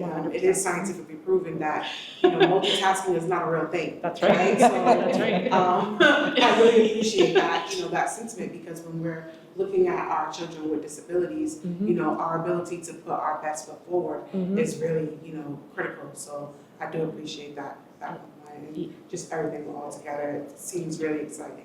It is. It really wasn't fair to anybody to be trying to be all the things in one role. So spreading out the love a little bit. All right. So now here we go onto the topic of money a little bit more. So I'm going to be making the recommendation for the amount that we are going to allocate from the school stabilization fund. And really the why of explaining this, you know, trying to demonstrate that fiscal transparency by displaying both the known budget gaps as well as additional potential liabilities. I may have made a few last minute financial adjustments on slides as we go, because this is really, it's so live and it's so complex, it keeps me up at night. So just to show you a little bit about kind of how this works and my thinking about it. So I've separated our placements really into three groups. These are our students who go out of district, who we cannot provide an education in the least restrictive environment within Mashpee Public Schools. So they attend schools at a tuition out of the district. So we have the definite students. These are the students that who may already be attending, who have attended for years, who have a recommendation that has been made as part of a team decision. We know this is happening. Then in the orange, we have the probables. There's something brewing. I know there might be a student moving into district. I know that there is evaluation data that's coming that is likely going to have us heading in this direction. And then in the red, burnt orange, whatever it is, we have the unknowns. And it is truly, I could open my email after this meeting and hear that we have a student who's coming tomorrow that has a $300,000 or more tuition associated with them. So, you know, as prepared as we can be, it is so unknown, and I'm going to explain a few of the different ways that those unknowns come to us as well. Oh, we have them all the time. So the gap between our definite student placements and what we budgeted for FY27. Now I want to remind you, we made the FY27 budget in the fall. So it's now July, almost August. So there has been a change since then. We outlined an operating budget of 1.3. I already know our knowns our definites are 1.4. So there's an immediate gap there. Then our gap in the probables, likely around, you know, in the 200,000 mark. Again, immediate gap there. Unknown as of, again, me sitting here right now, not opening my laptop, is 0. So at the moment, our total out of district exposure over and above what we budgeted for is 390. Next slide. So we have a gap of 390. The ultimate recommendation, and again, the purpose of me speaking about this tonight, is the recommendation for what to draw from our stabilization fund. I believe we have 291 we could pull from overall in our funds. I'm recommending 250. My numbers up here do not account for school choice offsets, so I'm being a bit conservative, but I think everybody can kind of do the math. 250 does not cover 390, so there's some more adjustments that are going to need to happen from there. But the 250 recommendation covers 100% of the definite gap, buffers some of the probable exposure, and as best as possible protects our operating budget. Never want to be in a place where we're going to have to talk about cutting And I think we're continuing to work hard to not make that a reality for Mashpee.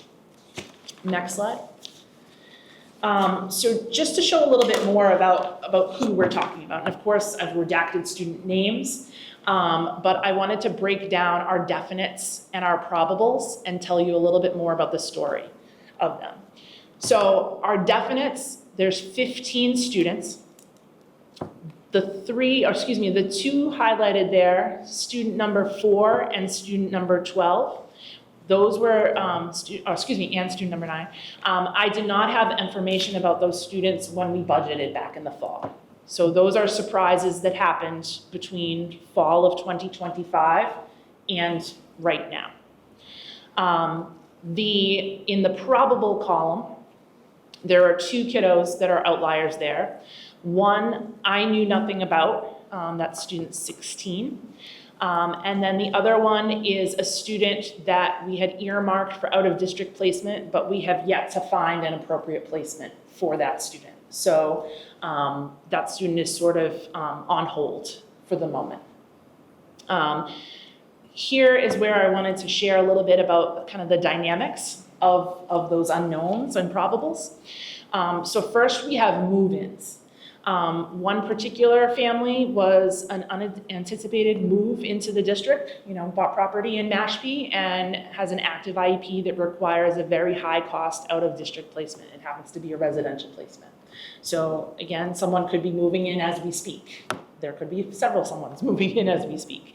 And so there's a variable. The bane of my existence is LEA reassignments. I have a lot of feelings about this and planning some advocacy, not only with our own legal counsel, but I am in talks with some folks who have the ears of law and policymakers.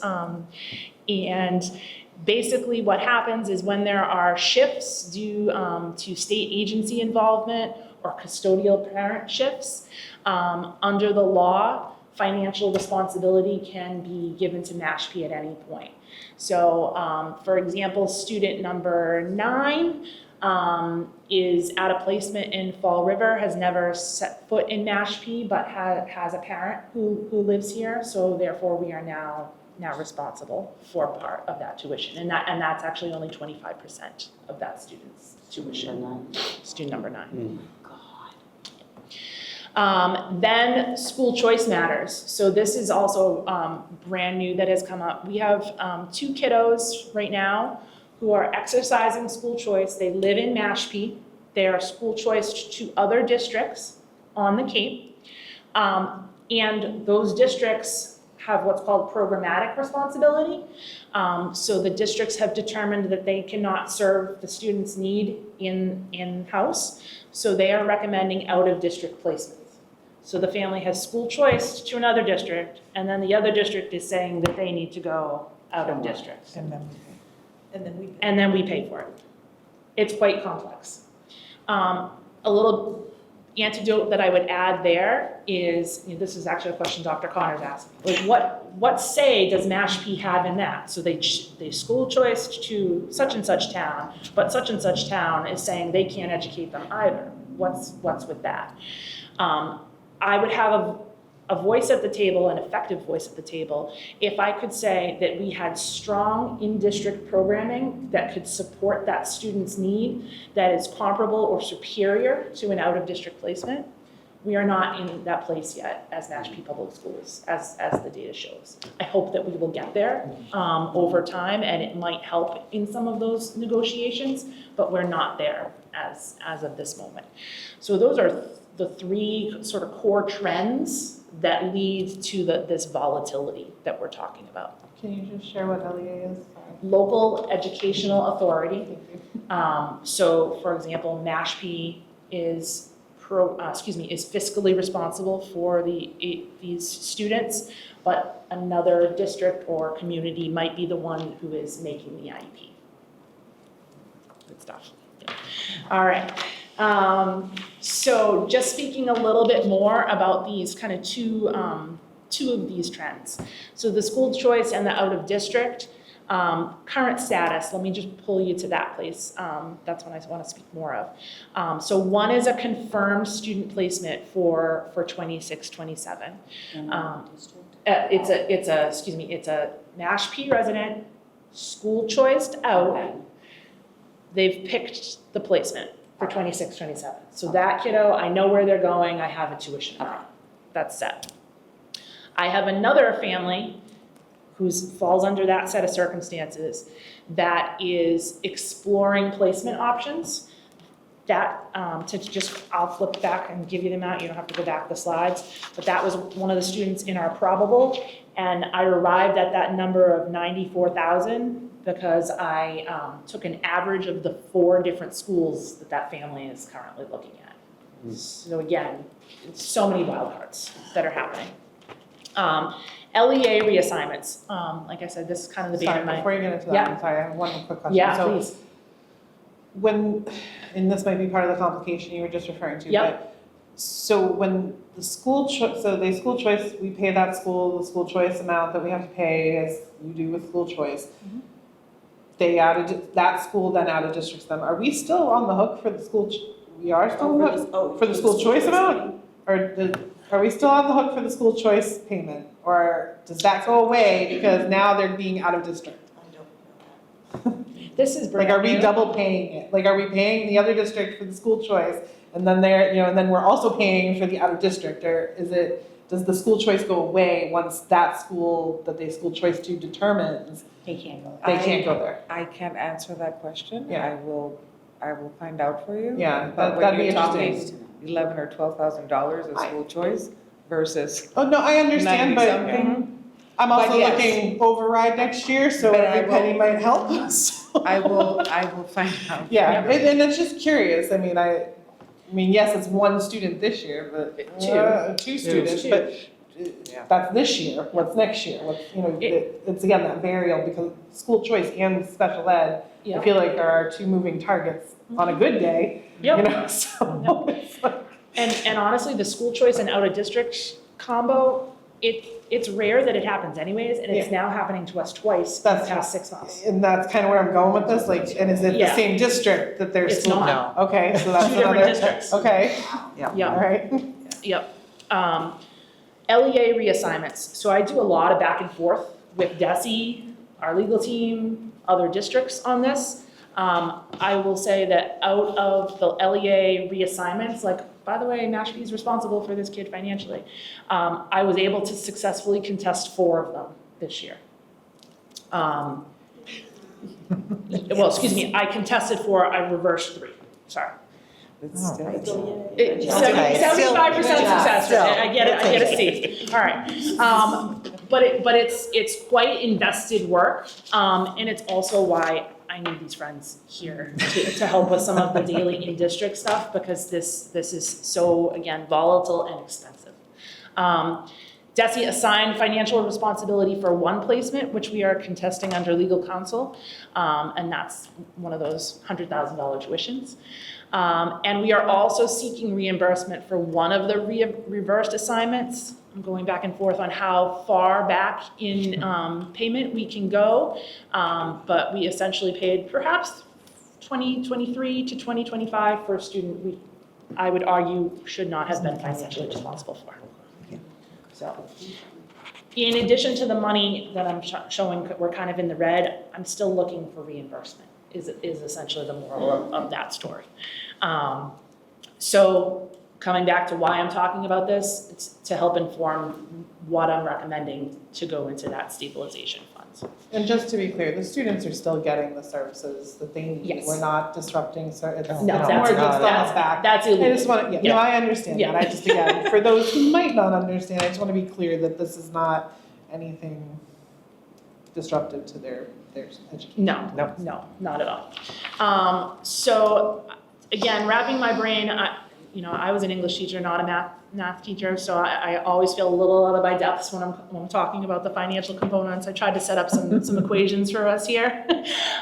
So for FY 2027, we have the cost of those definite placements, plus the cost of the probable placements, plus the cost, question mark, of unexpected placements. So right now, we're at an exposure of 1.7 altogether. Our funding sources to pay for those things, that's that second row. We've got the 1.3 from the operating budget. Funding source for the probable placements, question mark, okay? What I will say, if you all will recall, when we were building our FY27 budget, we talked about keeping in the dollar amounts for our probable placements. We had to cut that. We had $600,000 listed for our probables, but we had to trim back. So it doesn't leave us much of a margin for error there. And then, of course, no margin for error for the unknowns. So all in all, that 390 is what we're looking at needing to cover right now. The 250 from stabilization would support that, which leaves us with 140 to find, which may be school choice, maybe some of these successful reimbursements, maybe things change over time. On the next slide, I want to tell you a little bit about the story of FY26, so we can see kind of what happened in a whole year in review last year. So in our FY26 budget that was developed before we all came along, was a mill for definite placements, nothing for probable. And then we had some costs that came along for unknowns in the range of 400,000. So we ended up expending 1.4 overall in out-of-district tuitions. And the end, though we had budgeted the 1.0. The student count for budget planning. So when that budget was made, we said that there were 20 definites, there were 6 probables, and 0 unknowns for a total of 26 students. By the end of the year, and I'm tooting my own horn, just so everybody's clear, I got us down to 9 end-of-year student placements. 0 probables, 2 unknowns, for a total of 11. Let me tell you a little bit about those definites, 9. So we had 4 students move out. I didn't ask them to move, so I can't really take it. 2 of them were those DESE LEA reassignments that I contested. 1, I will say, was an unfilled committed slot at Waypoint. So this is, again, really granular, but we were prepaying for spaces at Waypoint, which is an out-of-district solution for high school students with emotional and behavioral needs. And we essentially paid for a slot that we never filled. And then one of the students that was definite, I kept in district. So through negotiations with the team and the parents, was able to essentially reverse that decision and find that the student's least restrictive setting was not an out-of-district placement. And then the 6 that we said were probable, these kids are going up, none of them were. We kept them all and we served them in district without needing to pay that out-of-district tuition. And that's without any major qualitative improvements to the special education program. That's with conversations with parents, building trust, building services that we could keep the kids in-house. And then 2 were changes in student presentation. 1 moved in September, we didn't account for, and he had some pretty severe needs that required out of district. And 1 was another student that kind of escalated during the year. So just again, to show you kind of the ups and downs of all of this. And then I'm almost done because this is really dense. FY27 changes to date, there we go. So I think I've spoken largely to this. Essentially, it's that out-of-district tuition projection. I don't think I updated that number, so excuse me there. But the difference, again, highlighting what I had to use for budget planning in the fall of 2025 versus here we are, summer 2026, with my updated count. I'm looking at 17 students as of right now. Here's the last curveball with all the fun news, which is on the next slide. None of this accounts for the transportation associated. I'm only talking about tuition here. So This is based off of FY '26. The average cost for an out-of-district rider was $44,000. To send a student, I mean, and also keep in mind, we are on Cape. There are only so many places we send kids. There are only so many places that are appropriate for the given student. And we're stuck with lack of vendor competition, the geographical distance, the specialized services. From those 2 kiddos that I have that are probables, and again, I haven't tallied this, I already know that's 2 new routes. So sometimes kids are going to the same place. It's not a significant cost change. These are going to be 2 schools that we are not currently sending students to, that are going to likely be an hour or more away. And I know that one of the kids requires a bus monitor, which is about approximately $150 per leg of the ride.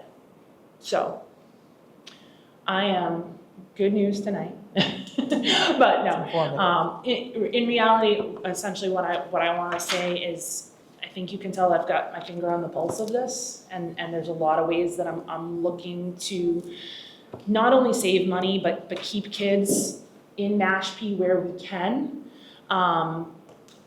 fight the fight where it's appropriate, in terms of our financial responsibility versus perhaps what's not, and just kind of, build up this in-district while also doing the best I and we can to maintain a really tricky situation. So I'm hoping that you'll approve my recommendation for $250,000 towards the stabilization fund, because I think that's the least we need. Yes. Questions? Question? I guess I just want to ask the finance director, like, 250 you think will be? She's gonna present, yes. So you're She's up gonna- next. Okay, I know you're next, but She's before, here to scare you, I'm here to put you at peace. all right, so before we make, Is that our dynamic? so before we make any motions, we should let you talk now? Yes, please, Okay. just a little bit. Thank you for your time. Okay, thank you, Dr. $1,000 in the black. We have a positive balance. And that's where Page Amy would 26. like to take 250 of those, and we can transfer them to the Special Education Stabilization Fund, for us to start putting money into that account. I would like to suggest that the difference of 41,000 we give back, because this is probably most likely the last year that we'll be able to give anything back. Looking at, speaking as a team player with the rest of the town, I think it shows goodwill from our part, that we are returning that money from that budget from 26. 27 is going to be a different story. But 26, we will do that. They are taking care of certain things through CIP. For instance, the fixing of the playground for KCC that they're taking from their free cash. So this is kind of like, okay, here, use this little bit from our part.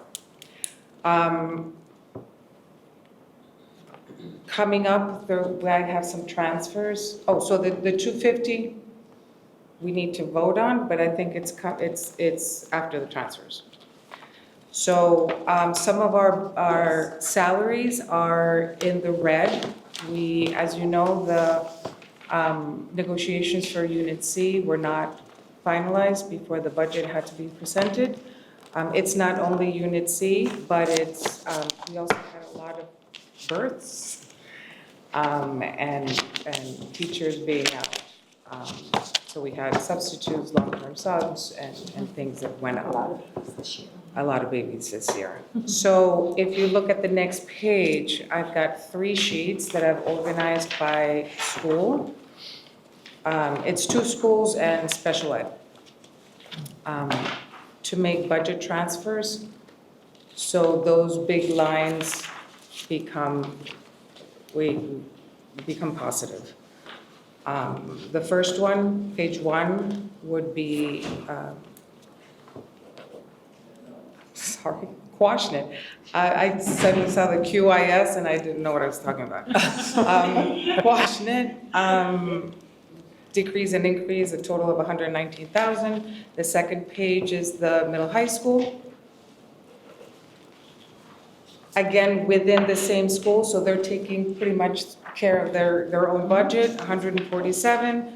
And then special ed, as you can see on the bottom, the increases are mainly the Unit C. That will be covered by other lines still within special education. And that's for 168. So I do need a vote for the transfers. I'll make a motion to approve the budget transfer request for FY '26 in the amount of, what is this one? $434,000. Can you put the number in there? Number 26-03? Number 26 Transfer number. Yeah, transfer number. Okay, yep, transfer number 26-03. All right, motion made by Kelly, second. Second. Second by Camille. Any discussion? Hearing none. Erica, how do you vote? Yes. Camille, how do you vote? Yes. Kathy, how do you vote? Yes. Kelly, how do you vote? Yes. And I'm a yes as well. Motion carries unanimous by all present. Thank you. All right, the next is, we have a motion to approve the transfer of the excess funds in the Special Education Stabilization Fund For 250,000. for $250,000. Motion? So, Motion by Camille, second. Second. Second by Kelly. Any discussion? Hearing none. Erica, how do you vote? Yes. Camille, how do you vote? yes. Kathy? how do you Yes. vote? Kelly? Yes. I'm a yes as well. Motion carries unanimous by all present. So, thank you very much. So, just to comment on my first comment. So we've got circuit breaker that will take care of part of that exposure that we have. And worst case scenario, we have money in our school choice, where maybe at some point during the year, if need be, I'll come and ask you if we could pay another line through school choice to be able to cover whatever comes down the pipeline. Well, and then also, like, going forward at the end of the end of this fiscal year, start of next fiscal year, if we do need to take from that, we'll coordinate going before the select board for approval of expenditure of that fund. Correct. Yeah. Go, Camille. Can I just ask a quick, clarifying question? Because I'm curious, what happens if we don't have, we're putting this 250 in, right? I'm curious if we get more than what we're planning for, what happens? So if we get more, we have that school choice, the ability of paying other things from school choice to open up the operating budget to be able to cover for special ed. Worst scenario, if we don't have any money, we have to go back to the town and request more money. Okay. And if they say no, They're not gonna say Yeah, no. let's not. Let's jump off that bridge when we get to it, Kelly.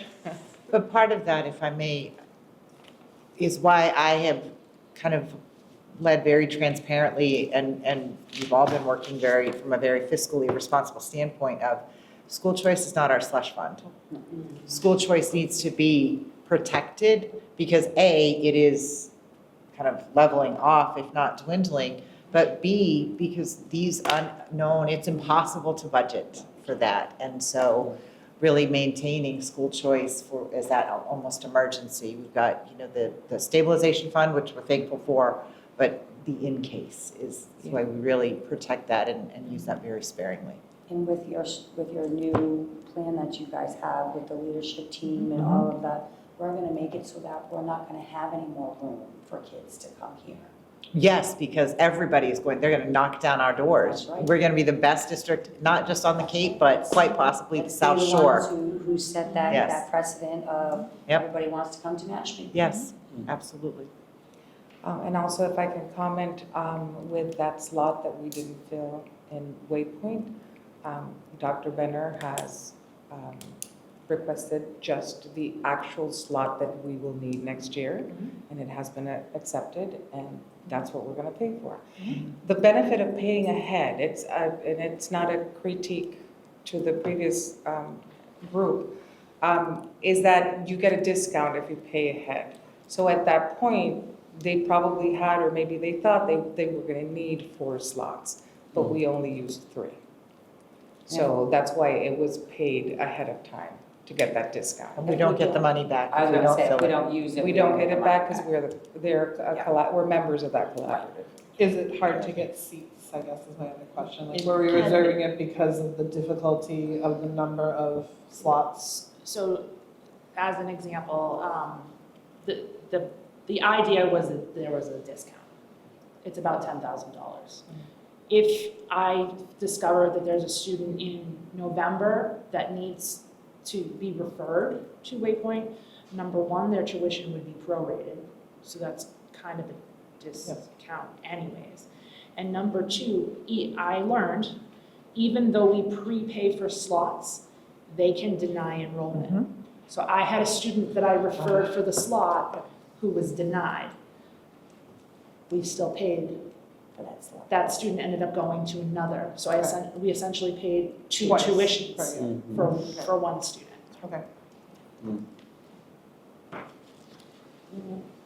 Okay. Next, we have the revolving accounts. I don't know if you have any questions here. The food services, we are still expecting the June claim to come in for $65,000. And then the Cape Cod 5, we have a revenue of another grant, a mini grant that was received at the middle high school. And if you look at the page 28, we have the whole year of school choice, where that's our bottom line. 1.6. Any questions?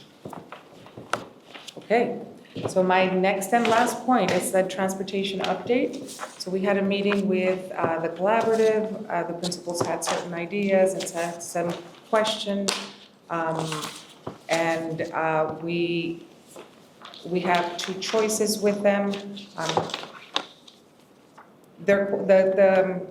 I'm so sorry, I get so excited during the beginning of that then I'm mute at the end. We came down to 2 options. Right now what we have is 2 groups of buses that start at Quashnet and then go to KCC. So KCC students end up waiting for a long time. So in order to bring down that amount of time, one of the options that the principals requested is, how about we give Quashnet their own buses and KCC their own buses. The issue there is that we have a lot of siblings, we have very few route stops that are alone. So we're gonna end up having 2 buses follow each other. It's gonna be not cost effective and we're not gonna fix anything. So the other problem with that is that if only KCC students were in their buses, if there was no adult to receive the students, they can't get off, so we were gonna have more kids coming back to school. So the other option is to take the 2 groups that we already have, but instead of having them both start at Quashnet, one will start at KCC, the other one will start at Quashnet, and then they will flip.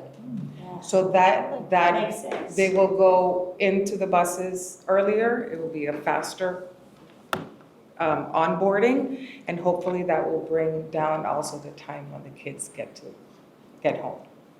So we're gonna try that, we're gonna check it out by October, we're gonna assess and see if that's gonna work or not. Is this something they've done before? They have I done was it gonna say, 'cause before, I they mentioned they remember, did it a like, few years ago. Parent pickup, there was a group of, and that's when all the congestion started on the thing, was because the poor buses kept trying to go to one school and then they changed it. Okay, And then what happened? They changed it back? it Before her time. was way And before then my it just time, I didn't think it make was any like sense 6 to years have them ago. go all to one school and then to the other school. No, that's awesome. So then the second update is going to be about the late bus with the middle high school.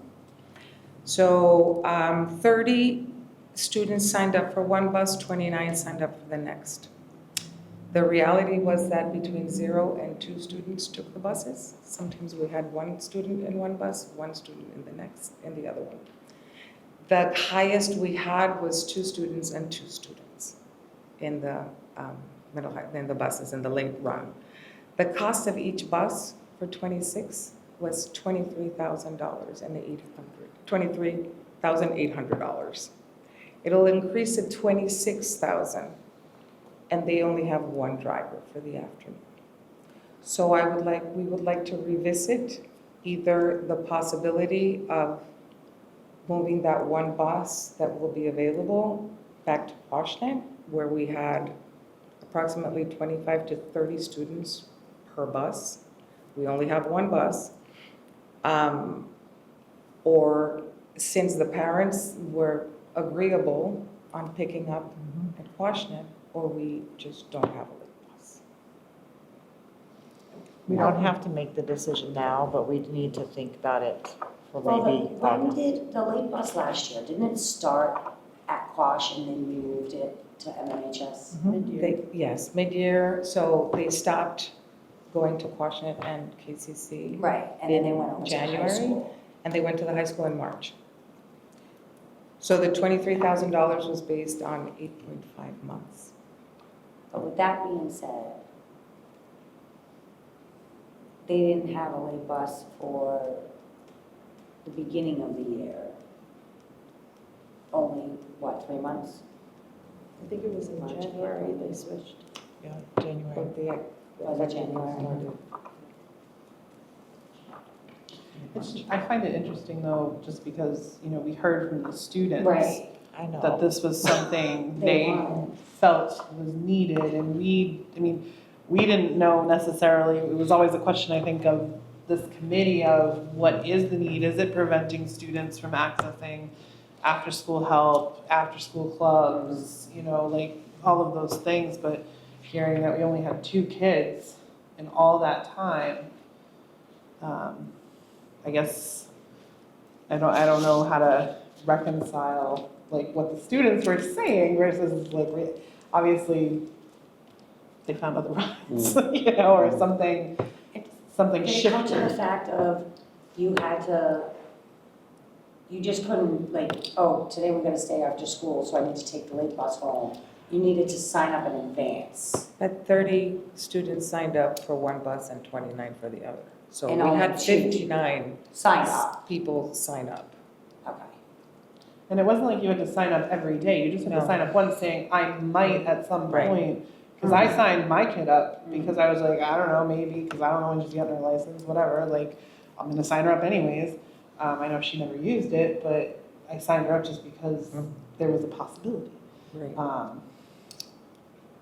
I don't know, it's interesting, it's very interesting to hear that that was what happened.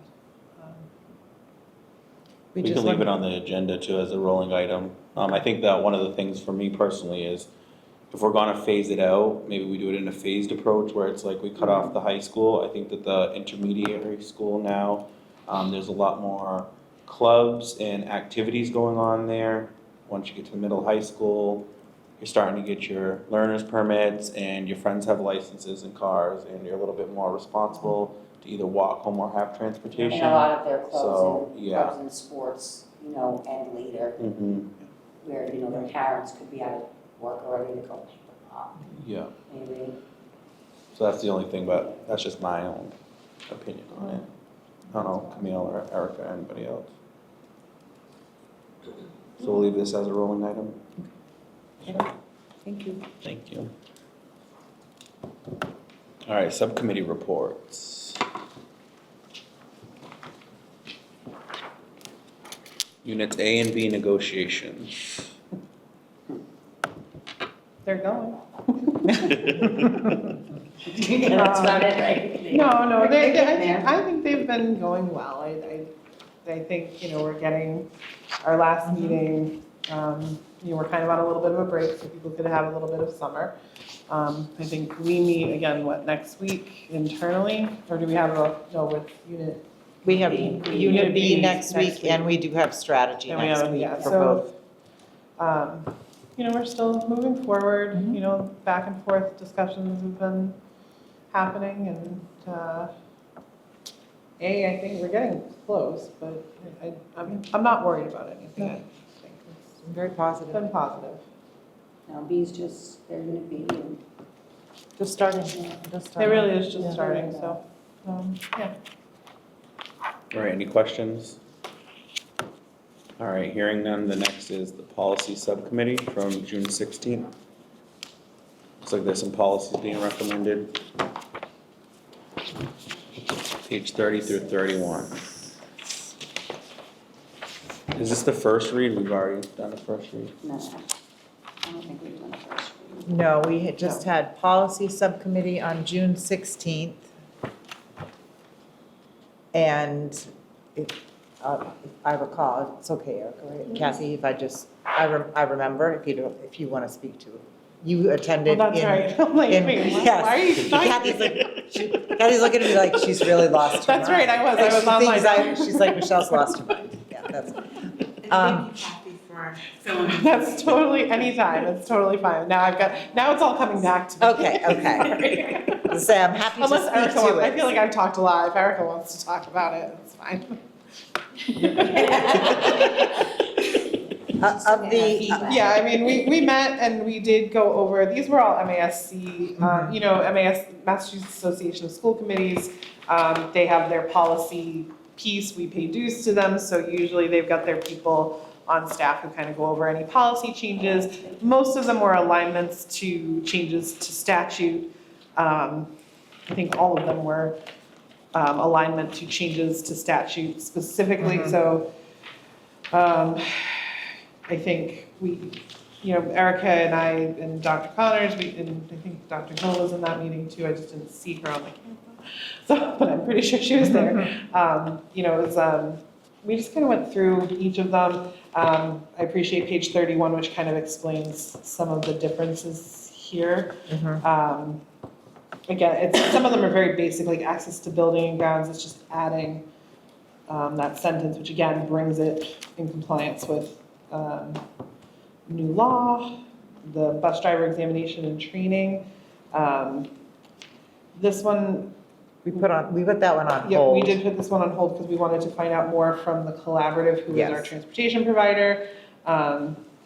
School choice, again, there was a change to Mass General Law, Chapter 76, Section 12BJ. And so it's adding that one sentence, any sibling of a student already enrolled in the district shall receive priority for admission. And we've had that happen here in Mashpee where we've had siblings who are enrolled in school choice and then everybody still has to go into a lottery, but this is kind of just making it more fair. But does that allow them to start in pre-K No, instead of? we don't do No, school we don't choice in do school pre-K. choice in pre-K. Or kindergarten, we start kindergarten? No I school don't choice recall, in I'm pretty sure we kindergarten. do it in have any first slots grade. this year. I don't think we did slots for kindergarten this year. No. We usually don't, if I recall. Well, then that's gonna run into, if you think about it, if you've got two kids. Kindergarten's not mandatory in the state of Massachusetts still, so there's that factor too. I mean, it's very good and I think everyone should take advantage of it, but technically not mandatory in the state still. And we do, I think, a phenomenal job at looking at things on a case-by-case basis too, to support families and siblings. I know, I'm just and stuff, thinking, yeah. you have a family that's got a third grader and a fifth grader, and their youngest is going into kindergarten, and they want them to come to Mashpee schools, and we're telling them, no, they have to go somewhere else. No, we don't. We say, we can take your third grader and your fifth grader. They're already in Mashpee schools, and now the other one's coming into We work kindergarten. with everybody on a case-by-case basis. So I'll come back next year. Yeah. Kelly, we've had it happen before. I know we've had it happen know. definitely before. It's not, it's not like we're not really, we want them to come. It's just, kindergarten is just one of those grades we've never really done school choice for because it's just not We have a lot of littles in the Yeah. pipeline, so Yes. that's for sure. Kids Club and everywhere else. So. Yeah. Okay. So, again, KBG, I almost flipped those, Parent Advisory Councils. This has been updated, again, best practices, and guidance regarding them. They are no longer going to be subject to open meeting law, which means they're able to have a little bit more freedom in their discussions and, you know, not scrutinized by that open meeting law. Can I ask you a question? Yeah, So the parent advisory councils, that's the LPAC, that's the, CPAC, LPAC. what about children that, parents that don't have children in CPAC, LPAC, all that stuff? Aren't they? They're not advisory councils. These are specifically, they're But doesn't the statutes. state of Massachusetts allow them to form a parent advisory council? I mean, wouldn't that be your PTO or your boosters? Yeah, I think you're thinking of PTO, No. no? Well, what would they be People- advising? About their kids and what's going on in school and the same thing that the LPAC would, the student advisory. So that would be, I would say The student that that's, advisory council or, so the principals have, and that's what I was School asking about council. earlier, there's school councils. Each principal has a school council, which is council. comprised of at least, I think it's what, 2 parents, 2 staff, and 1 outside community member who doesn't even have a kid in the district. Like there's there's a statute about those as well. Like we have that in our it's either Yes. policy or They do have there is school there is a statute on it. Yeah, so there's and that's at every school. I served on it at Coombe School for 2 years, at Quashnet for 3. And it is meets, that well it meets known to the parents? yeah, it's put out every year by It's the put out every year, principals. they actually have to recruit, Yeah. the principals are always reaching And out. they don't always, Yeah, I'm asking because I've never gotten an email, I've it's never in gotten it's asked. every newsletter in the first, I look for it every year because I always wanna see who gets But appointed that's to what I'm it. saying, people don't know that that stuff exists. So Well, read the how do you newsletters. read what's out there? Read the newsletters, it's in the newsletters, I know it's there, it's in the newsletter, they think they do a decent job. I know this year Consuelo had posts about it even, because one of the schools was having trouble finding parents. yeah. So they do have them, it's just they're called the school council as opposed to a parent advisory council, but I don't know that those fall under this policy. I think this is specific to LPAC, CPAC, to those 2 specifically, if I'm not mistaken. So, the next the next one, this one's a little touchy. It passed, so it's new legislation that's redefining for special education, like timeouts and restraints. I know, sitting with the collaborative board, we talked about it before I talked about it here. There's still a lot of nuances to it, so while we might recommend approving it, a lot of it's probably gonna change because it doesn't seem like it's completely feasible in some regards, and there's issues with some of it, and I don't know, it'll be interesting to see how it plays out, I guess is the best way to put it, because when you read it, I don't know. I think our best bet as the superintendent is to Adopt it adopt it kind of- as it's been Yeah. suggested with the language, because we know we are complying with the laws and regulations. Yes. And But then we just, yeah, see who's gonna be the first to file some kind of something against the state for Making that, yeah. making this a law, Right. because it is inevitably going to happen, it's just who's going to be the first district to do it. What I will say too is, first off, it's not just a special ed. I'm sorry, yes, you're right, It it's not. impacts any student. Yeah. Second, both Principal Redmond and I are going to a train the trainer model on this, Safety care? nope, Oh. above and beyond, Oh. specific to the new timeout and seclusion. So we're gonna be able to bring that information back to district employees. And since they released the new guidance, then DESE also released essentially an FAQ to further support the many questions about the implementation. Yeah, so if you all read it before tonight and you were kind of like, ugh, don't worry, you're not alone in the ugh, because I think we all read it and went, ugh. And that is my official stand on it. But I do like captured in the minutes. I do like being in compliance with Mass General Law, so again, My response is not, for Mashpee, it's not ugh. no. I think the impact on this particular district Yeah. is quite minimal. Yes, thankfully. Yes. Thankfully.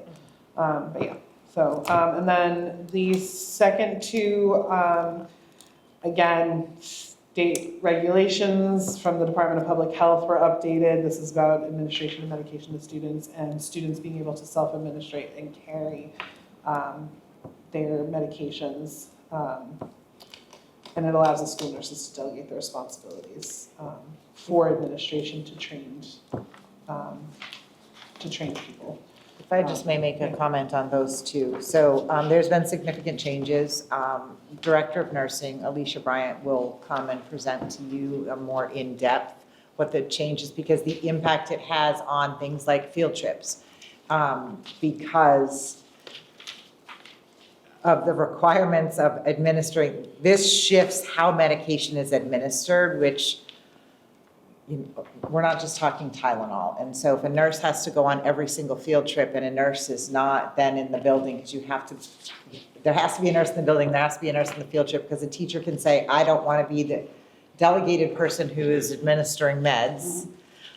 They need, in order to arrange everything, we have to have field trips submitted for approval 30 days in advance.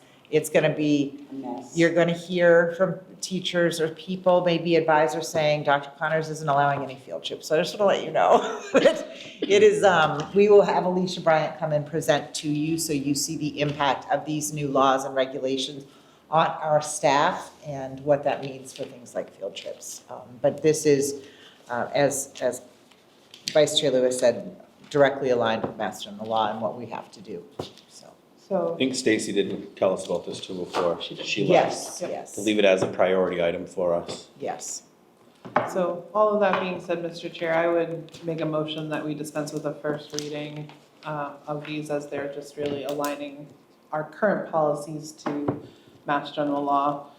There's not much we can really do to change things that are kind of put forward by Mass General Law, so I would make that motion to dispense with the first reading and consider adoption.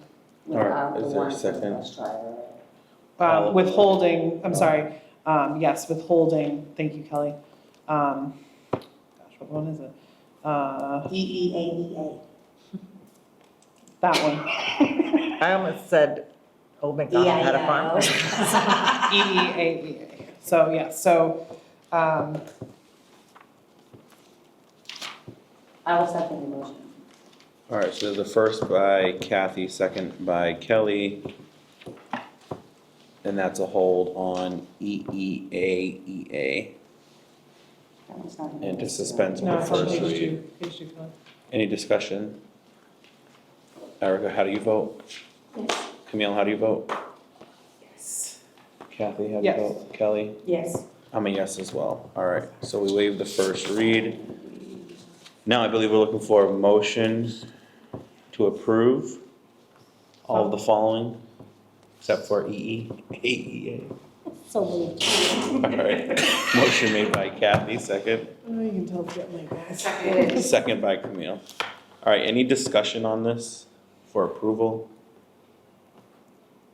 And I assume we're approving these because these all need to be in our nice new handbooks we'll be giving out.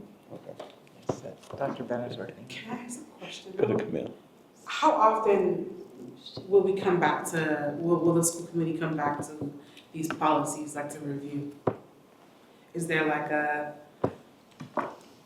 don't know, like I'm just curious, because I think reading that like restraint section, and I'm so sorry I missed that meeting, because I love the work of policy work, because I think it really does, it's really critical, but yeah, just reading that, I'm like, oh, I stuttered trying to, say yes or no, but I get it, we're aligning with Full the disclosure, I state abstained on the expectations. collaborative vote. I Yeah. abstained from it because restraints, I know that they're sometimes needed and I know the timing, but when it came to the vote at the collaborative, I abstained because restraints make me, I don't know, I just.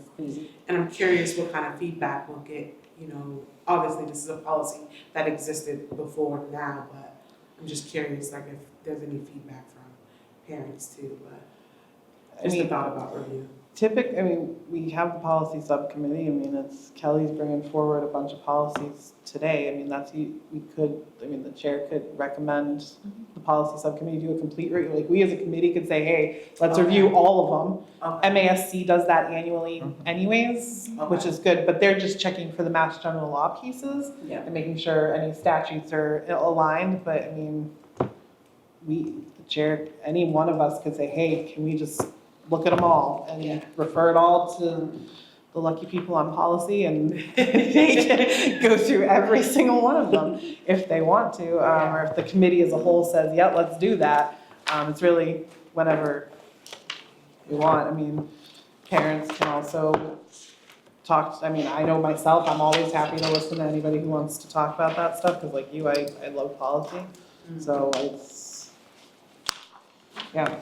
We could leave it as a rolling item as well, just having policy line item on the Updates or- agenda. yeah. So that way, if there are policies that we want to refer to the policy subcommittee, we don't have to keep on getting the request to put them on the official agenda and then put them through the process and the channels that be as well. That would make sense. All right, any other discussion on the motion on the floor? Motion was made by Kathy, second by Camille. There's no more discussion. Erica, how do you vote? Yes. Camille, how do you vote? Yes. Kathy, how do you vote? Yes. Kelly? Yes. And I'm a yes as well. Motion carries unanimous by all present. All right, moving on. School committee retreat. We're looking to Did we change the skip date. wellness policy, is that something? No, that's the next one, right? Oh, the wellness For the policy ones was, referred. that's just, they do an update every, Okay. Yeah. All right, Brian, go ahead. All right. Keep it Okay. rolling. Okay. School committee retreat. We're looking to change the date. I believe there's a conflict. We want everyone there, so if we can pull out our agenda or calendars. No, it was supposed to take place next week. Is there a specific date or day that works best for everyone? Are we doing it during the week, or are we doing it on the weekend? We can do it whenever we want to do it. Yeah, we can do it whenever. When are we doing it? That's negotiations.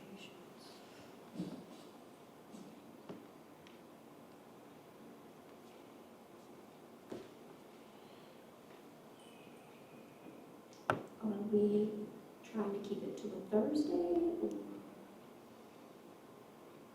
I think we're all flexible.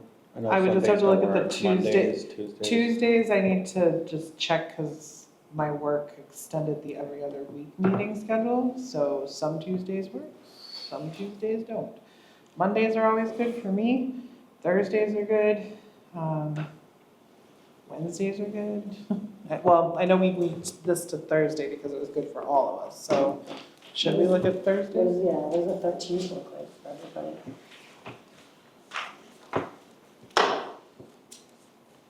I'm wide open. August 13th?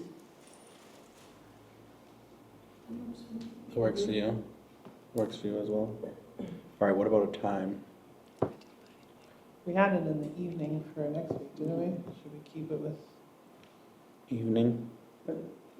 or what was it? It was like, It's fine. Trish was just saying, I'm fine. I put in that day just in case. oh. we can- No, it is fine. No, I have nothing planned. I would love to do it on the 13th.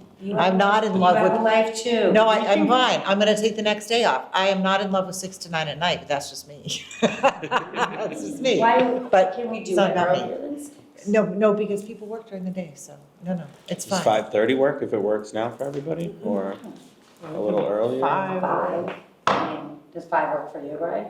I'm fine whenever. Does 5 work for you, Camille? Erica, does 5 work? On the 13th? 5:30. If 5:30 is better, we'll do 5:30. 5:30. Just err on the side of caution. Yeah. 5:30. Yeah. Trish, will you send out that invite, Trish? Are you sure? Yes, I Okay. literally just put in for a day off yesterday. That's all I did. Fine. 5:30 to 8:30? 5:30 to 8:30 on August 13th. Yeah, that's fine. All right, so we're looking for a motion to change the school committee retreat to Thursday, August 13th, 2026, from 5:30 to 8:30 PM. So moved. To take place where? Will that office be ready by then, or where are we gonna have That's a good question. this? Here? We'll work It's on the supposed to be location. ready, right? You guys Yeah, are we're supposed to be moved back. We can work on that, we can. Okay. Who We made got the, time, who right? made the motion? Me. Kelly. All right, second. Who made the second? Camille. Okay. Motion by Kelly, second by Camille. Any discussion? Hearing none. Erica, how do you vote? Yes. Camille, how do you vote? Yes. Kathy? Yes, Kelly? Yes. I'm a yes as well. Motion carries unanimous by all present. 8:13, from 5:30 to 8:30. Invitation sent. Thank you. All right, Trish. Thank you. Right on top of that. All right, business agenda, items to refer to the policy subcommittee. We have a couple of policies Bus driver. looking to refer. And then we also have On a bus driver one, then, okay. the superintendent's recommendations as well. Camille? Can I just ask Kelly, what I know we're looking to review, right? But what is there a specific excuse me,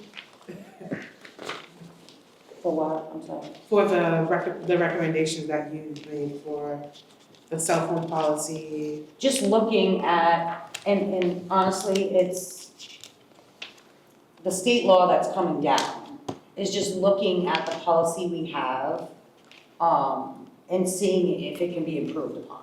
Okay. And it's just going through all of the discussions of all of these different policies, like you said, how do we just, Review, yeah. right, review them, make sure that, they're still in accordance, sitting with Sarah with some of them if we have to, and asking Sarah, okay, we know that certain policies are supposed to say certain things, and do certain, how can we make it so that a policy isn't so much gray area type of Yeah. thing. I was just curious if there was something specific you were looking at for each No, of and those. I know we have a cell phone policy, I know. Yeah. And a lot of what you guys were talking about earlier, honestly, with the whole core, I think is gonna help a lot of our policies be implemented. Because we can write it on a piece of paper as much as we want, but unless we get people to actually follow them, implement them, and let the policies work, then they're not implemented. That's all. Just looking at them and saying, okay, is there ways that we can tweak these? Is there other things that we can say where it's, it's more, there's not that black and white, it's no more gray area to me. If you have, like I noticed a lot of them say, oh, may result in. That's, again, I think we went through that like last year, the year before, where some of it's just the wording. Yeah, you just want clear, concise language. Right. Okay, gotcha. So they may get in trouble if they're caught doing drugs in school. Well, the kid's gonna say, well, I'm gonna take that chance. Maybe I will, maybe I won't. I think that's the. One of legal- those type of series. Yeah, I think that's the legal language though, because you cannot determine prior to what the punishment will be. Murder, a charge of murder could result in life in prison, could also result in the death penalty. You can't. could result in acquittal. It could result in acquittal, so I think that is legal language, but that word may, for example, I'm just saying. But like, you could, instead of saying, disciplinary action may be taken, you could put if you put disciplinary action could be taken. May is better than could. Just saying, because could you get into, it's the language of could being a conditional versus. But again, No, I get it. Yeah. putting the wording in front of our attorney that we pay that works for us. I tried to put something in front of the last, not before Michelle came along, to give to the attorney, and she didn't even want to hear it. Well, I, not for nothing, like, okay, then if this isn't what it's supposed to say, then help us fix it so that it's supposed to say legally what we can say. That type of stuff. We discussed the cell phone and student dress code policy in May. And we said we took a vote right before the election saying we didn't need to review these. So I'm a little confused why they're back before us That's what I 2 months found. later. Because we already discussed and voted to not, because we understood, the student rights, especially with dress code. And I appreciate that we've got the statutes here that talk about that. And I guess I'm wondering, Kelly, why are we bringing it back 2 months after we already took action on those two? The cell phone policy, that law is still in committee and hasn't officially cleared yet. So they're still tweaking the language on it. So I think it's premature for us as a committee to spend that time. I guess I just value everybody's time. And I feel like talking about it before we have the final language of the bill is premature, because we might talk about stuff that they might clear up when they're in committee and continuing the discussion. So I guess that's kind of when I saw those two and read, some of it, thinking, and I went back to my notes, rewatched that conversation we had in May. I guess I still feel the same way about both of those policies. We have them, it's not on us to implement them. I think, Dr. Connors is aware and Principal Brady are aware, like they know what these policies are. I think it's just premature to talk about something that's not completed. So that's kind of where I stand. I wouldn't support those two. Drug and alcohol, I read the policy. I don't know that there's much to clarify there, because again, we say no. I mean, I'm gonna sound horrible right now, and I still don't really know where this tradition began. I mean, I understand the native importance of tobacco, but like the smoking of the cigars after, like, I mean, that falls on, like, right here, ADC. You had parents handing out cigars right after graduation. So you're gonna be, are you gonna be out there? Like, I mean, again, I understand the importance of tobacco for native ceremonies. This was different. It was like everybody Did you see was what happened? What school? Yeah, I did, and I Where the kids, they but couldn't play? did you pull their policy? Because it was pretty much exactly the same wording. So My problem is, for the drug and alcohol policy, honestly, is access to it. Okay, but this policy isn't like, I guess, could you explain that? Because what do you mean by access to drugs and alcohol? Is that what you're going with that? Because I don't understand what you mean by that. The policies themselves. Okay. But I'm gonna withdraw. No. I'm willing, I want to understand. You're not willing, because you just said, in May, we On had this the first two, I'm talking. and we voted no. On the first two, yes, I'm not. Things change, so what I'm asking for is for these things to be referred to the policy subcommittee, so discussions can be had.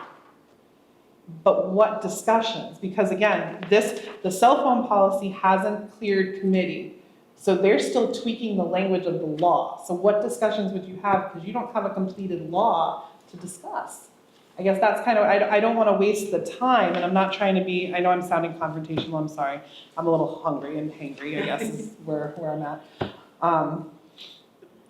I'm not trying to fight on this. It's just, we don't have the fully accepted verbiage of that legislation. And so to discuss it, I don't know, I'm not sure, yeah, sorry. Camille? Yeah, no, I totally understand where you're coming from, Kathy, and I think that is a consideration for us to think about if they're still tweaking that language, but also I'm thinking this is the reason why I was asking the question about why these were, suggested or recommended as being reviewed. And I hear you say, like, just trying to tighten up the language and make sure that there's no gray areas or loopholes for folks to get through. But if we're not getting that feedback from the people that implement them, where is that coming from? You know what I mean? I want to understand too. So I understand, like, where Kathy is coming from, and then just. Well, our policy with electronic devices says that the students are not allowed to use them in any other spaces but homeroom, lunch, breakfast. Should they even be allowed to be used there? It should, there's proven stuff out there that when children have access to their phones, they're learning, and teachers will tell you. We can tell them 16 times to put it away, they're not, and we have those parents too. You're not taking my kid's phone away. I don't understand why we're allowing them to use them at all when they're in school. They walk through the door, those cell phones should be shut off and put away until the end of the school day, so that their attention, and there's no distractions, are 100% on learning. I hear what you're saying too, Kelly, and I don't wanna seem that I'm like spooling over it, but I'm also wondering if that's the feedback that we're getting from, again, the people that implement them, like, so I'm trying to understand where that is coming from. I hear what you're saying, I think it is a valid concern, but if the school is saying, hey, this is our policy and we're allowing you to carry your phone and use it during these periods, where is the, like, I'm coming from that lens of if it's not broke, do we need to fix it? But it is broke because they're not following policy. But that doesn't mean the policy's broken. That means there's a failure to implement policy properly. Right. And that is not just administration, that's every adult in every building that's not implementing it properly. That's an operational thing that we need to fix, we need to work on. Absolutely. But I don't think it yet points to the fact that the policy's broken. I think it's more in the implementation and that expectation. Again, getting back to that collective responsibility, it's not just the role of Principal Brady or Mr. Markarian or Miss Melby to enforce. It's every adult in the building who has to enforce it. I think that's what we have to get to. And I'm happy And to make those expectations clear. I do think we would be premature to change the policy knowing it's in committee and it's gonna come out at any time and we're gonna have to change it again. Okay. If we're not aligned. I think that would be my hesitation when we think of time. Mhm. That's my hesitation. I think we need to clean up implementation and expectations from adults holding people accountable. And then, once we get the word from the state and model policy from DESE, I think that's the time we roll up our sleeves and do the work. That's, from my leadership perspective, is what makes sense And where it's to me. coming from, Camille, just so you know, is the kids will tell you, oh, so-and-so is taking a TikTok video in science class and they're dancing on the table. Yeah. You know, just because we have a policy doesn't mean It's being. right, Yes. or it's working. Right. You know, and a lot of it, like you said, Michelle, does have to do It's with the adults. empowering those adults in that building to actually do something. And then again, not being afraid to have those conversations with parents, hey. Right. And on the flip side, we also need to be Yes. teaching our students to be responsible digital citizens. That's the other side of this coin, is if you look at what we're trying to produce decent human beings who are educated, and part of education is knowing that when you're online, like, that stuff is there forever. And Yeah. sometimes those lessons, I'm not downplaying, I know we've had some serious bullying incidents, and we've had students who've had some serious, my daughter included.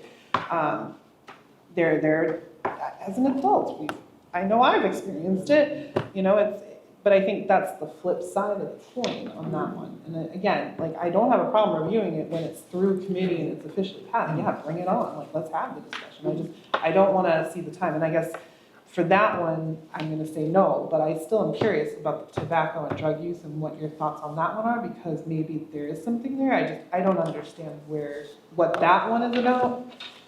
Personally, I don't know if anybody else had questions, but that's kind of where I was going with it. Like, the first two, no, but the tobacco, drug, like, where are you going with that?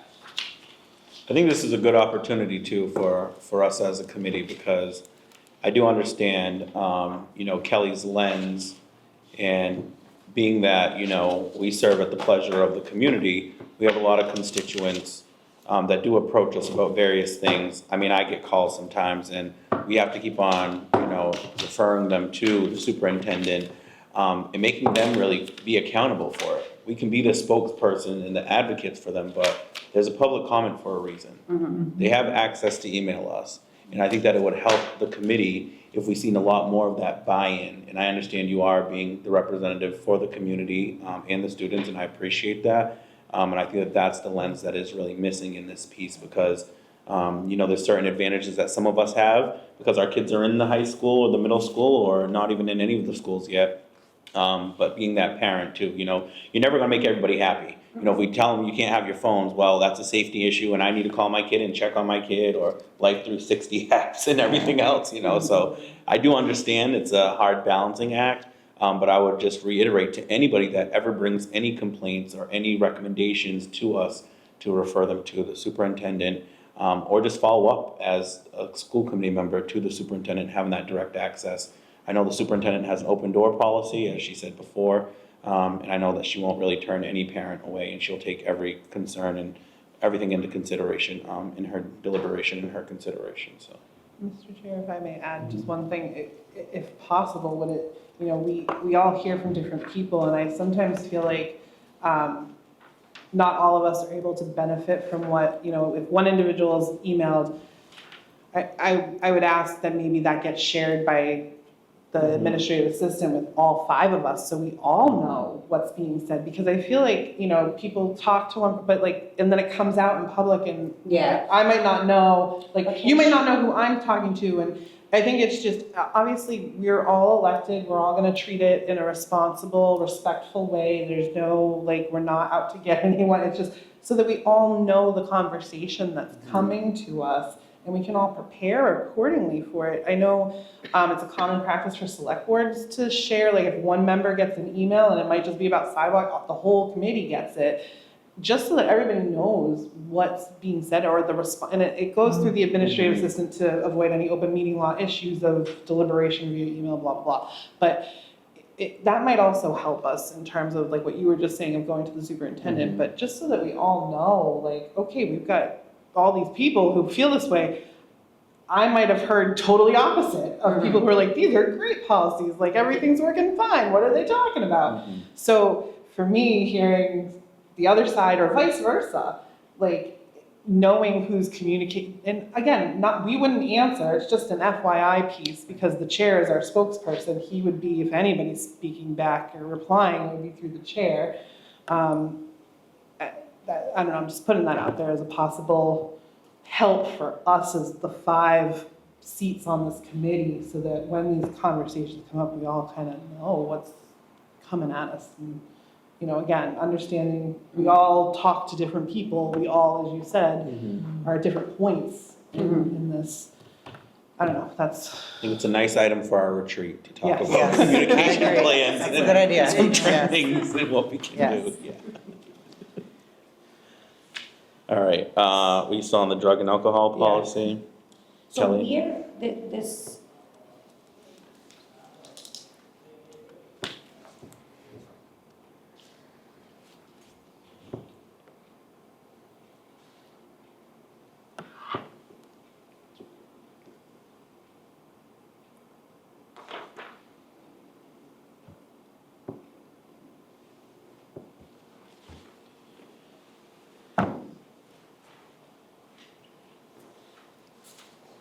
how, maybe that's a question, honestly. So if his name's not Joe, Joe the janitor walks in the bathroom, there's a bunch of kids in there doing stuff they're not supposed to do, he catches them. Can Joe the janitor bring those kids to the principal's office? Any adult I would hope they who is, would. yes, of course. But I'll be very transparent with you. There are adults who say, not my job. I understand that 100%. And so that has to change. Yeah, no, I And agree. I agree. kids are going to be kids. A policy isn't going to fix it. The implementation and the collective responsibility is what's going to fix it. The vaping is a problem in every school across the country. It No, doesn't make I it agree. right. I agree.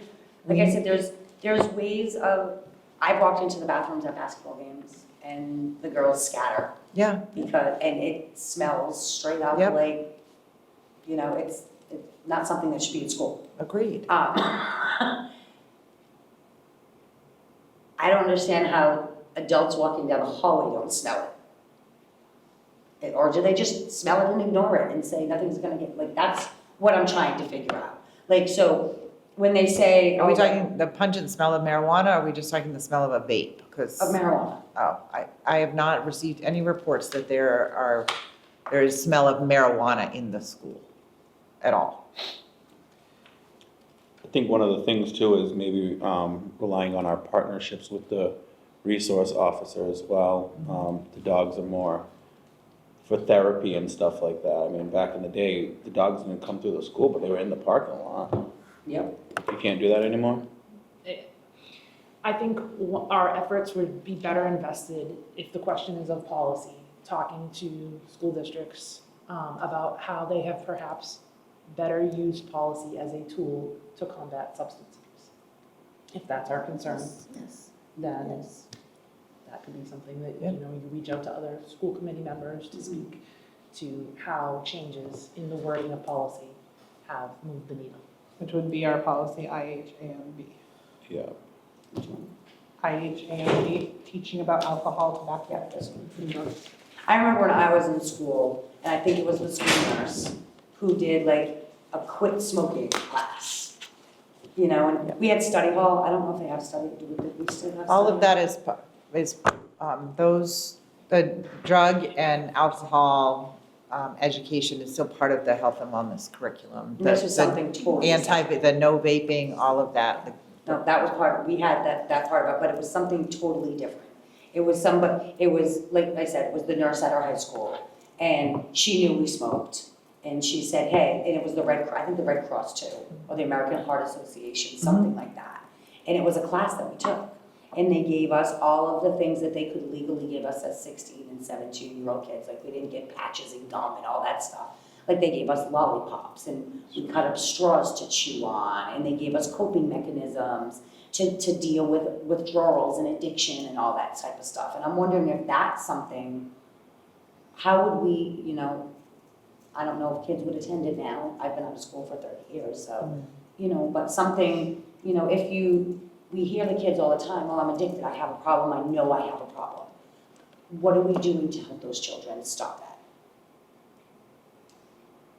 Educate them on the dangers of it, because there's a role outside of the schools.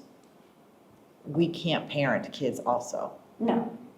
Like we can educate them as to the dangers, but I think we have to be careful when we start to take on a lot of responsibilities. But one thing you mentioned reminded me of something that we could do as a consequence. That first consequence is the education, like that after-school class, if you will, that says, hey, let's talk one-on-one about why this is so bad for you. It's, as opposed to, it's not a detention, it's a class, absolutely, yeah.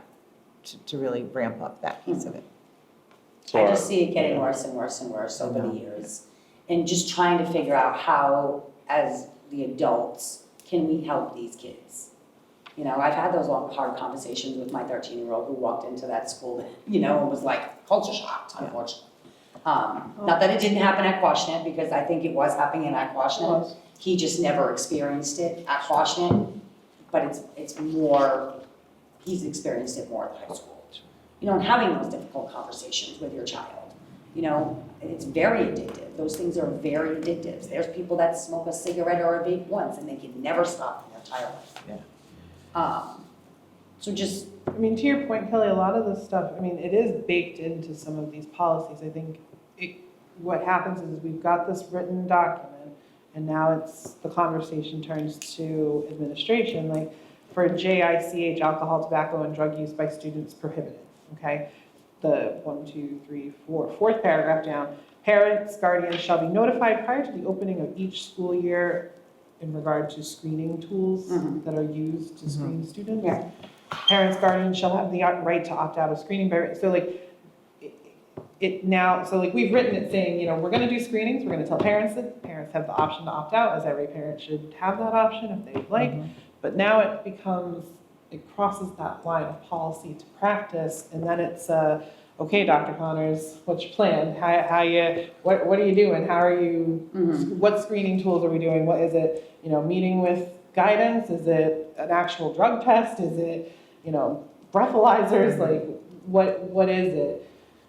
And then, I think there's you know, something in our policy too that states, I was trying to find it the other day and I couldn't, and we got these from Dr. Connors, where it said that if the student is suspected of being on drugs or alcohol, they're advised to go to the school nurse and she has to clear them. I believe it's this one, isn't it? Which one? That is common practice, but I think we also capitalize on Alicia Bryant being new to us, but coming from a larger district that has similar demographics, if not maybe some additional, to say, hey, how did you do it in your former district? What are some problems you encountered? What are some of the solutions?